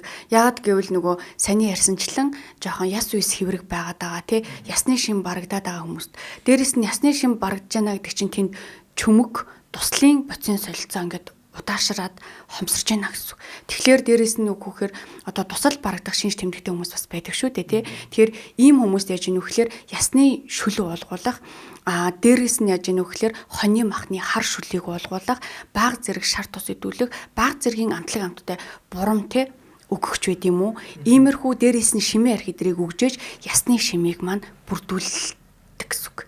Тэгээ дээрэс нь ясны шим бүрдэж байна л гэдэг бол хүний эд хав, хүний одоо ингээд нөгөө нэг хүч, тэнхээ, тамир, тэг хүний чалах, одоо хүний энэ одоо бүх дархлаатай энэ бүх юм чинь ерөөсөө яснаас хамаарч байгаа юм. Тэгэхээр ясныхаа шүлийг бол ядаж 7 хоногт нэг удаадаа тий ясны шүлтэй сайхан бантан идчихэж байгаа даарай. Тэгэх юм бол ясны шүлтэй бантан нь өөрөө хүний биеийн 7 тамирыг маш хурдан нөхөхийн зэрэгцээгээр одоо бидний идэж уусан хоол хүнс маань одоо өнөөдөр идсэн хоол 7 хоногийн дараа бүрэн боловсроод тусал болдог болвол саяны хэлсэн дээр ясны шүлтэй бантан нэгдүгээр хоол хий дарах хоолнууд чинь хар шүлэд нар чинь ерөөсөө 1 хоногт шууд ясны шимийг нөхөд чөмөг туслыг бүрдүүлээд шимээ авчдаг гэсэн. Хурдлуулчих юм шүү дээ процессыг. Процессыг хурдуулаад шууд ингээд тавчилж яадаг гэсэн. Тийм ч учраас нөгөө төрсэн ээжэд одоо хар шүл өгöd байгааз маш хурдан хугацаанд тэнхрүүлэх гэдэг ш. Дээрээс нь эмнэлэг твдсэн байгаа тий одоо хүмүүст яадаг үлээ маш хурдан тэнхрэхийн тухайд хар шүлээ угаад байгаа юм. Дээрээс нь төрсөн их ингээд 21 хоног сар ингээд хар шүлээ уухад манай монголчууд нэг тэгж идэж уух юм хомс ядуудаад нэг тэгж хар шүл өгөөг байхгүй юу тий эн чинь өөрөө энэ тамирын зохицуулга маш хурдан хугацаанд тамир нөхдөг хоол болохоор л сонгомлоор өгч ирсэн. Гадныхаа харахаар жоо гайхдаг болох тий төрчөөд их чинь хоосон шүл өгөөд. Гэхдээ бид нар чинь хин цагаараа шүлөө уучж байгаа тий. Тэнгүүтээ яг өдрийн тэр шингээл хамгийн сайтай. За оройны 3:40-оос 7:40. Өдөөс шиг 3:40-оос 7:40. 7:40 оронд шүлтэй хоол идэлдэг юм биш. Шүл сутам бантан. Та сая дусал гэж их яриад байна шүү дээ. Дусал гэдэг чинь өөрөө яг юу вэ? За тий. Дусал гэдэг бол одоо сарын тэмдэг эрэхтэй одоо эмэгтэй хүний тий үрийн шингэн гэсэн үг шүү дээ. Тэгэхээр эн чинь нөхөн үрчхэн маш чухал одоо зүйл шүү дээ. Тэгэхээр чи энэ дусал чинь өөрөө яадаг гэхээр яг энэ одоо хоньны бахны ясны шүлөөр тий эсвэл дахианы шүлөөр амтлаг амттай махаар тэр тусал маань үүсгэгдэж тижээгддэг гэсэн үг. Тийм. Тэгэхээр сонгомлоор ядах нь тусал барагдаад байгаа хичнээн ингээд нөгөө нэг чалах сайтаач мөртлөөсөө эсвэл зарим нэг өвчний үед үрийн шингэн бүр гадагшлага байцсан тий ийм хүмүүс байдаг хгүй. Тэгэхээр тэр чинь тусал нь барагдсан гэсэн үг. Тэгэхээр тэрийг ингээд цаанаас нь одоо нөхөн төлжүүлэхийн тухайтад яддаг гэхээр саяны хэлсэн хоёлоогийн ясны шүл эсвэл амтлаг амттай дахианы мах ч бас орж иж болно 7 хоногт нэг удаа ч юм уу тий дахианы махныхаа шүлөө идлээ дээрээс нь чөмөг идэнэ чөмөгчөө өөрөө маш хурдан нөхөн төлжүүлж байна гэсэн үг. Дээрээс нь яг үр тариагаа сайн идэх хэрэгтэй. Тэр чинь өөрөө бас амтлаг амттай байдаг гэсэн үг. Тийм. Дээрээс нь тэр нөгөө нэг баг зэргийн шимээ архийг ч юм уу эмчилгээний журмаар тохируулаад хэрэглэх юм бол бас тамир хүчийг нөхөн төлжүүлнэ гэсэн үг. Яг таны сая хэлснээр дусал барагдсан хүмүүс буюу одоо энэ үрийн шингэн гадагшлах үрийн шингэн чи одоо маш өтгөн одоо тийм бүтцтэй одоо цайвар өнгийн бүтцтэй ч юм уу байж ирүүл гэж үзээд байгаа шүү дээ. Тэгээ яг энэ үрийн шингэн одоо бэлгийн харьцаанд орсны дараа чинь үрийн шингэн бүр нэг юм цэхэр ийм одоо шүлшиг болсон ч юм уу тийм хүмүүсийг би зөндөө харж исэн. Тэгэхээр энэ зүйлүүд ялангуяа сүүлийн үед хүмүүстийг тохиолддог болсон юм шиг надад санагдаад байгаа. Тэгвэл сая эмчийн хэлдгээр дусал гэдэг нь болохоор эмэгтэй хүнд болох сарын тэмдэг тий. Сарын тэмдгийн алдагдал эмэгтэй хүмүүс дээр маш их үүсдэг болсон. Эрэгтэй хүмүүс дээр болохоор өрийн шингэний гарцж байдаг юм уу, хэлбэр бүтэц өөрчлөгдөх, за чалах буюу те бэлгийн сулал гэдэг зүйл бол манай ирчүүдэд маш ихээр өсдөг болсон юм шиг надад санагддаг. Тэгээ би бэлгийн сулалтай холбоотой яриасан тэр сэдв бол айгүй хүнд хүрсэн учраас өнөөдөр бидний ярьж байгаа энэ зүйл буюу таны тэр өрийн шингэн болон за сарын тэмдгийн хэвийн процесс бас яг ямар эдийн ондоо хоол унд нөлөөтэй вэ гэдгийг Батчин мэгэмч маш гоё тайлбарлаж өглөө. Тэгээд энийг та бүхэн хүмүүс амьдралдаа хэрэгжүүлээрэй. За уламжлалт анагаах ухааны талаас хүн ер нь өдөрт хэд удаа хоолох ёстой ч гэдэг юм тийм зүйл байдгүй. Европ анагаах ухаанд бол өдөрт та нэг 5 удаа хоол гэдэг хэлээд байгаа. Тэгээд чихрийн шижинтэй хүмүүсийн хувьд бол бүр 6 удаа хооллоо гэдэг зүйлийг яриад байгаа. Яг гэвэл нэг цусндах сахарын хэмжээг буюу хийх бууруулахгүйгээр доктортой барих нь чухал. Түүнээс үлэн удаан яваад байх нь цусндах сахарын хэмжээг хитэх бууруул биш заримдаа өсгөх хүртэл хандлага байгаа гэдгийг бол тайлбарлаж хэлж байгаа. Та уламжлалт анагаах ухааны талаас судалж байгаа хүний хувьд бол хүмүүст юу хэд удаа хоолохыг зөвлөдөг юм бэ? За окей, ийм байдаг. Яг уламжлалт анагаах ухаан та өдөрт 3 удаа хооллоорой, 5 удаа хооллоорой гэдэг ийм онол байхгүй. Тэгэхээр энийг яаж мэддэг вэ гэхлээр хүн өөрийнхөө хотоодныхоо мэдрэмжийг сонсох хэрэгтэй. Тэгэхээр бид нар ер нь биеэ сонсож ажиглаж мэдрэхээс их алсарсан юм байна. Тэгэхээр хотоодоо мэдэрнэ гэдэг чинь хүн болгоны хотоодны хэмжээ өөр шүү дээ. Хүн болгон өндөр нам те одоо жингийн хувьд өөр харьцаатай байгаадаас тэгэхээр хүн болгоны гарын хэмжээ өөр байгааз. Тэнгүүд энэ гарынх нь одоо хоёр хавсарсан хэмжээгээр хүний хотоод байгаа. Тэнгүүд хүн өсөх мэдрэмж төрж байна гэдэг чинь л бие махбодод шимт хичээл хэрэгтэй шүү, энерги хэрэгтэй шүү гэдгийг л бие махбод хэлээд байгаа зү тэ. Тэгэхээр өсчл байгаа бол итгэх хэрэгтэй. Гэхдээ цадтал биш. Тэгэхээр эн чинь бол амар болчихж байгаа зү. Тэгэхээр жишээ нь би ингээд болдоо гэдэг хүнд те бүхэл бүтэн 110 кг-тай хүн байлаа гэж бодоход тэр хүнд одоо ингээд өдөрт та 5 удаа 6 удаа хоол гэтэл тэр хүний хотоодных нь галын ил чинь өөрөө өдөрт 3 удаа идэхэд хангалттай хэмжээнд зарцуулагддаг. 5 удаа хоол идэхэд хоолны шингэхгүй байх тийм өвөрмөц шин чанартай галын ил чинь те шин чанартай ийм төрлөх темпераменттэй хүн байхыг үүсэхгүй зү. Тэгэхээр би чинь дулмааг одоо те шууд болдоотой ижлэхэн хоол гэж хэлж болохгүй байхгүй юу. Тэгэхээр хүн гэдэг нь өөрийгөө мэдэрч явах хэрэгтэй. Улиралтай зөв хоолой сонгоо идэж чинь би онцлогоо мэдэрчин тэгээд өслөөлвөл идэнэ. Гэхдээ цадтал биш идэх хэрэгтэй яах нь. За дээрэс нь ер нь бид нар ингээд бие махбодоо сайн ажиглаад ингээд мэдрээд байх юм бол бидний бие махбодод юу хэрэгтэй байгааг уг нь бол хэлж өгдөг гэсэн. Тэрийг л ер нь ажиглахаа мэдрэхээ байц юм байна. Дээрээс нь одоо энэ хотоодны одоо хэмжээ гэдэг чинь хүний нөгөө гарын алгач ингээд 4% байгаад те одоо ингээд нийлбэснийг 4 байхад одоо нэг талдаа буюу тэр 4-ний 2% нь хоолоо идээд 1% нь хоосон. Ягаад гэвэл хотоод хоолоо шингэхэд те тэр одоо орон зайг үлдээж байгаа 1% нь бол шингэн зүйл уух хэрэгтэй гэж байгаа шүү. Тэгэхээр бид нар цадтал идэж гэнэ гэдэг чинь мэдрэмжээ шууд ингээд давчиж гэнэ гэсэн үг шүү. Дээрээс нь бидний нөгөө идэж ууж байгаа ингээд хоол хүнс маань өөрөө одоо нүүрс ус өөх тосны харьцаа буруу байгаас шалтгаалаад чадахгүй байх мэдрэмжийг бас өгöd иддэг. Тэгэхээр нөгөө нэг хүн ингээ юм идэхгүй байжсэн янгууд гинт ихвчлэн хурдан нүүрс ус авах гээд маш тийм одоо нөгөө нэг түргэн хоолнууд ч юм уу эсвэл одоо сахартай хүнсийг төрхөө сонгож ижих гэдэг нь шүү дээ. Сонголт хийх гэдэг те. Яг тэрнээс нь өмнө яг ингээд одоо махаа ч юм уу уургасаа идээд авчих юм бол тэгж их чихэрлүү дурлаад буруу сонголт руу ингээ яваад байхгүй. Тийм. Тэгэхээр хоолоо бэлдэх нэг асуудал байгаад байгаа. Тэрийг сонгож идэх нэг асуудал байгаад байгаа. Ерөнхийдөө яг л тэр ойлголтууд л их чухал санагдаад байна те. За би нэг дээр хамрын тамхиг асуух гэдэг байгаа. Энэ яг тантай асуулыг ач холбогдолтой санагдаж байна эсвэл яг уламжлалт анагаах ухааны талаас зүгээр асуул зүгээр санагдаад байгаа байхгүй. Одоо удахгүй цагаан сар болох гэж байна. Ерөнхийдөө энэ хамрын тамхиг чи өөрөө яг хэр ач холбогдолтой юм бол одоо бид нар чинь сайхан уламжлалт анагаах ухааны тал руу их суурьтай ард түмэн сайхан хөөргөө гаргаж ирээл хоорондоо харьцуулаад те одоо хоорондоо маш гоё мэдлж байгаагийн хэлбэр тэг хүндэлж байгаа учраас тэр тагийн бүрэн таглахгүйгээр ингээд хөргөлдөг те. Тэгэхээр энэ хамрын тамхи ер нь уламжлалт анагаах ухааны талаас хүмүүс их асууж орж ирдгүү. Та энэ тал дээр юу зөвлөдгийг хамрын тамхины дотор ч юм уу хэлбэрүүд ч юм уу энэ эрүүл мэндэд юу ашиг өгдөл байдаг юм болов уу? Эсвэл энэ зүгээр ийм соёл яваад байна уу? Хамраараа те альва зүйлийг үнэрлээд бидний тарих сэтгэц ингээд тайвшрах хит их өндөр идэвхжэлд орох ч байдаг юм уу те. Маш олон хувирал зүг бидний ингээд тарих үнрээр ингээд авч ажиллаж идэг. Тийм учраас ер нь бол бидний хамгийн түрүүлээд ингээд тайвшруулах үйлчилгээтэй. Дээрэс нь тэр үнрээр хүн ингээд нойргуудлыг те ангаах юм боломж олцоо байна уу гэдгийг бас ингээд судлаад яваадсан. Яа тэгвэл над дээр их хэрэгсэн хүмүүс ингээд орж ирж байна. Хэрэгснээсээ болоод нөгөө нойргуудад байгаа учраас тэгээ ингээд судар номоо үзээ судлаад ингээд байж хахад бол бас манай багш маань за ийм нэг сайхан жор байна. Чи нэг өөрөө эмч хүн байна. Чи үзээ те гэд ингэсэн. Тэр нь бол яг ингээд үнэрлэж хэрэглэх. Чадвал татах. Одоо хамраар татаж хэрэглэх те. Нэгсэндөө одоо энгийн үгээр тайлбарлахад бол хамрын тамхи шиг л байгаа байхгүй тий. Ингиж хэрэглэх ийм сайхан жор олсон. Тэгээд энэ жорыг бол эхэндээ би зөвхөн одоо нөгөө нэг багш нартаа, ээж аав өвөө эмээ нартаа сайхан ингээд цагаансраар бэлэг болгоод тий өгөх юм бол эн чинь манай өвөө эдэр чинь хамраар ингээд татаж хэрэгжилж байгаа тий. Хамрын тамхи үнэрлэх хүнтэй ингээд гой зоолгодог. Энэ соёлыг зөвхөн одоо нэг тийм эмчилгээний ач холбогдолтойгоор нь тий илүү ингээ хэрэгжилж бас болох юм биш үү. Зүгээр нэг ингээ хүн хамрын тамхи хэрэглэхэд илүү нөгөөх нь нойр гүдлийг ангаадаг тий. Толгойн өвдөлтийг намдаадаг тий. Сэтгэл санааг бүр гоё тайвшруулдаг тий.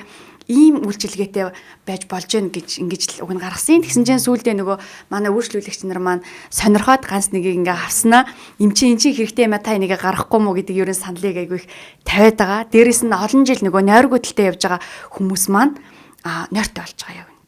Тэр зүйлд нь номтог одоо эми тэр зүйлд нь болохоор өөрөө тийм юу юм те хамрын тамхины оронд бас хэрглэж болохоор тийм хамраар одоо үнэрлээ татаад хэрглэждэг мөртлөөсөө бид нар бол энгийн үгээр бол хамрын тамхи гэд нэрлэлчих бас болж байгаа юм л да те хамраараа татаж хэргэлдэг болохоор тэгээ бас үнэрлдэг ач холбогдолтой тийм жорыг та гаргасан юм биш те тэр нь болохоор 1700 оны үед 1700-аад оны үед амьдарч исэн Жанжаа хотогт Ролбе дэржийн жор байгаа. Ийм бүр хутагт хүний жор гэсэн үг. Тэгээд энэ нь болохоор 10 хэдэн төрлийн одоо эмийн орц найрлагатай. Дээрээс нь нөгөө эмийн одоо сор дээд гэж ирдэг штеп. Ар үр бар үр жүрүүр гэдэг. Идэр орцсон. Дээрээс нь нөгөө нэг бөөрн сайн, сүгмэл, илхэн сайн, гүргэн, зүрхэн сайн, зад голын хэд сайн лиш гэдэг юм үү те ийм гайхамшигтай эмийн дээдүүд орцсон бас ховор нандин бас нэг эмийн ургамлууд орсон ийм гайхамшигтай жороор бүтээгдсэн. Тэгээ би ч одоо байнга авч явж байгаа сонирхоод нэр юм үнэрлэх хүмүүс тэгээд таныг сонирхоод хамрын тамхи руугаа хийж хэрглэж байна. Тэгж байна. Өө энэ чинь ингээд тэгвэл илүү гоё нөгөө юутай юу ачи те хөөргөндөө хийчи. Тэгээ ингээд үнэрлэх хэрэгтэй байна. Эн чинь өөрөө нөгөө эмчилгээний шин чанартай бүр дээрээс нь эрүүл хүн ч гэсэндээ гоё ингээд те үнэрлээд тайвшрах одоо ийм гоё эрэг нөлөөтэй болохоор ямар сонирхолтой гоё юм бэ гэд хүмүүс их сонирхоод л байгаа. Тэ ингээл үнэрлэлчин. Хоёр нь хамрын тамхи хурвал юм байна те. Хамрын тамхиар ч хэрглэж болно. Дээрээс нь эрүүл мэндийн журмаар үнэрлж хэрглэж болно. Чадвал татаж ч болно гэсэн үг. Тэгээ энэ жороо юу яаж байгаа юм уу? Худалдаалж байгаа юм. Энийг ер нь олж авыг үгүй нь ханаас яг баазар хийсэн байгаа тий. Болох байхаа. За би тантай цааш бас гаргана. Олж аваад хамрын тамхитай хиймээр юм байна. Тэгвэл надтай золгож байгаа хүн болгон давхар эрүүл мэндийн өндөр ач холбогдолтой хэрэглэх юм шүү дээ. Яг үнэ тий. Гой гаатай сэнгэнсэн бааз. Тийм байна. Наа чи нөгөө цагаан сүгмэлийн өндөр. Цагаан сүгмэлч одоо нөгөө сүгмэлчин дотор 3 төрлөд байхгүй. Бор сүгмэл, ногоон сүгмэл, цагаан гэд. Цагаан нь бүр илүү гоё ингээ гаатай сэнгэнсэн. Тийм учраас нөгөө хүнийг богино хугацаанд ингээ тайвшруулад бас ингээ сэргэлэн би тийм гатаг бол хэрглэж үзчихсэн. Манай хөргөн яг хөөргөндөө хийсэн. Яг ингээд аюу гой сэнгэнэл нэг тийм яг хамар илүү гой онгоож илээ. Тэр тэгвэл цагаан сүгмэл нэм биш үү? Яг үнэ. Цагаан сүгмэл яг тэгдэг. За хамрын тамхитай холбоотой энэ мэдээллийг би яг цагаан сувээр рил болгож оруулнаа. Хүмүүс ч гэсэн сонирхолтой санагдах байх тий. Харин энэ бас маш гоё соёл шүү тий. Манай өв уламжлал бидний ээж аав өвөө эмээ маш их хэрглэж исэн.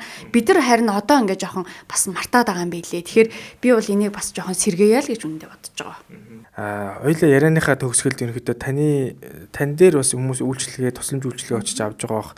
Тэгээд та ч гэсэн өөрөө яг энэ уламжлалын ухааны талаас өөрийн гэсэн бас юм брэнд гаргасан юм билээ. Тэр талаас хоёлоо одоо хүмүүс мэдээж зочинтой яаж холбогдох вэ гэдэг асуултууд маш их ирдэг. Тэр асуулт би товчлаа төгсгөлд нь асуучтээ. За тантай холбогдохын тулд танаас эмчилгээ үйлчлэгээ авахын тулд ер нь хаана яаж очиж уулзч авдаг юм бэ? Одоо тань дээр үйлчлэгээ авахд ямар тусламж үйлчлэгүүд та үзүүлж байгаа юм бэ гэдэг яриагаар хоёлоо өндөрлөө. Би нэр танай хамт олонд бас өөрийнхөө бүтээгдэхүүнийхэн дээжээс авчирсан гаргаад тавьчих болох уу те. Эмч нь бол ерөнхийдөө дандаа л өвчнөөс урьсан сэргийлэх ийм гэрийн нөхцөлд хэрэглэх боломжтой. Ийм хүн бүрийн одоо эмийн санд, гэрийн эмийн санд байх боломжтой бүтээгдэхүүнүүдийг ер нь гаргаж байгаа. Тэгэхээр энэ нь болохоор нөгөө ядаргаа тайлах жим багхгүй юу? Тэгэхээр энийг болохоор нөгөө биологийн идэвхтэйцийг хийд арах чухал зэгүүд гэж ярьж байгаа шүү дээ. Одоо жишээ нь энэ хоолой тий хоолойны хонхорхой чинь зүрх дээрэс нь зүрхний энэ гол зэг чи одоо хоёр хүүхний голын зэг гэж энэ хоёр чинь маш чухал хүнийг тайвшруулах ийм одоо зүрхний одоо тэр дэлсэлтийг бууруулах одоо ийм чухал зэг байгаа. Тэгэхээр эдгээр дээрээ наатаха нөгөө шар тосоо одоо түрхэж жагаад тэгээ пэйчэнд хийж чалаагаад саяны цэгүүдэрээ тавина. Эсвэл одоо нөгөө цанхааж дүрдэг байх юм бол хотоодон дээрээ ч юм уу те нурууны булчин зангираад байгаа бол нуруу ахар сүл хэсэгтээ тавих ч гэдэм юм уу те. Эсвэл ингээд нөгөө нэг ойр ойрхон шээ сүрээл те ингээд тэр үед ч юм уу хүүхэд эсвэл орондоо ойр ойрхон шээгээд идэх ч юм уу ийм үед бол давсан дээрээ тавьдаг байгаа. Дээрээс нөгөө нэрээ хүүхдүүдийн одоо гидсэн дүүрдэг штэ. Тэр дүүрэлтийг шар тустай энэ халуун жингээр бас ангаадаг. Ийм сайхаач тустай. Дээрээс нь нөгөө архаг мэдрэлийн ядаргаанд бол манай энэ эм төнөр маань их сайн байгаа. Дээрээс нь чих шуугдаг, толгой нэрэгдэг, дайвалцдаг. Тэгээд нойр гүйддэг хүмүүст маань чихний төнөрөө сайхан хэрэгэлдэг. Ер нь бол тийм. За тэгээд эм чинь бас нөгөө үнрээр одоо хэрэглэж тайвшрах үйлчилгээтэй зүрхний хий дарах юм одоо утлаг гаргасан байгаа. Тэгээ дандаа нөгөө эмийн ургамалтай учраас ингээд нөгөө шатагдангууд тэр үнэр нь шууд ингээд нөгөө хүний биед одоо хамраар дамжигдаад мэдрэл болон сэтгцийн үйл ажиллагааг одоо тайвшруулж байгаа, дэмжиж байгаа хий дарах үйлчилгээтэй. Дээрэс нь одоо нөгөө нэг сэтгэл санааг маш хурдан хугацаанд сэргээх үйлчилгээтэй, тайвшруулах үйлчилгээтэй юм зүрхний хий дарах утлаг байгаа. Бас нойргүйдэл тун сайт.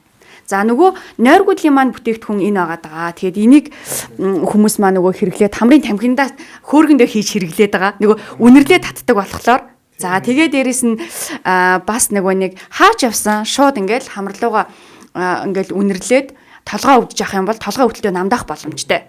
Тийм, ийм байгаа. За тэгэхээр зэрэг нь болвол толгой өвддөг, нойр өвддөг байх юм бол наа бүтээгдэхүүнээ бас хэрэглээрээ. Тэний хамрын тамхинд хийсэн байсан зүйлээс л өөр. Тэг хөөргөнд хийсэн байсан мөн. Ааха. За эний чи хөөргөндөө хий та. Тэгээрээ цагаан сараар тэгээ бас.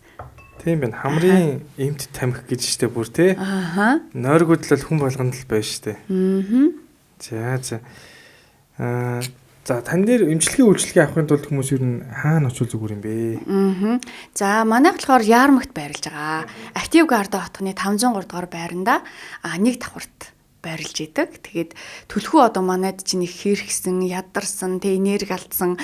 Дээрээс нь нөгөө нэг сэтгэл зүйн хувьд одоо нөгөө асуудлаар шийдэж чадахгүй эргээд тэр нь бие махбодын өвчин болж байгаа би одоо психосоматик гэж яриад байгаа шүү дээ. Сэтгэл судлалт чинь тэ нөгөө нэг илэрхийлэгдээгүй мэдрэмж бид үлдэх хэлий гэж бодоод тэрийг гадагш тэр тухайн хүндээ илэрхийлээгүй тэр сэтгэл хөдлөл энерги маань бид ингээ гацаж үлдээд тэр нь өөрөө бие махбодын сэтгэл зүйн гаралтай бийтсэн өвчнийг үүсгэж байна гэж үзэж байгаа. Тэгэхээр илүүтэй их психосоматик сэтгэл зүйн гаралтай бие махбодын өвчин дээр ажиллаж байгаа, хий өвчин дээр ажиллаж байгаа, бас нойргүйдэл те ядаргаа, мэдрэлийн архаг ядаргаа гэсэн чиглэлээр л ажиллаж байна да. За тэгээд мэдээж та бүхэн өнөөдөр Батчимэг эмчтэрийн ярилцсан зүйлүүдээс их олон зүйлийг ойлгож авсан баг. Яг уламжлалт санаа авахны тал руугаа эдийн ундаа өвчин сэргийлэхийн зүйлүүдээр бол яг миний ингээд судалж мэдснээр бол Батчимэг эмч бол хамгийн сайн ярих тэр хүн гэж одоо сонгоод өнөөдөр бид хоёр ярилцсан. Би тэр зочиндөө хүртэл өнөөдөр маш их сэтгэл хангалуун байна. Тэгээд та бүхний хувьд ч гэсэн тэр одоо илүү их мэдхийг хүсчихсэн зүйлүүдийг амьдралын чинь яг хэм маягт ойрхон орж болохоо тэр зүйлүүдийг маш гоё энгийн үгээр тайлбарлаж хэллээ. Тэгээд бид хоёр энэ дээр бол нэг цаг гарны хугацаанд бол одоо том сэдвийн хүрээнд бол маш богинохон хугацаанд ярьж байгаа. Та илүү мэдхийг хүсэж байгаа тэр зүйлүүдийг бол Батчимэг эмчийн пэйж хуудас байгаа тий. Доктор Батчимэг уламжлалт санаа ухааны хэмж сэтгэл судлаач Батчимэг гэд та хайх юм бол пэйж нь гараад ирнэ. Тэгээ манай YouTube сувгны доор ч гэсэн зочинтой холбогдох гэдэг хэсэг дээр би пэйж нь оруулаад өгчнө.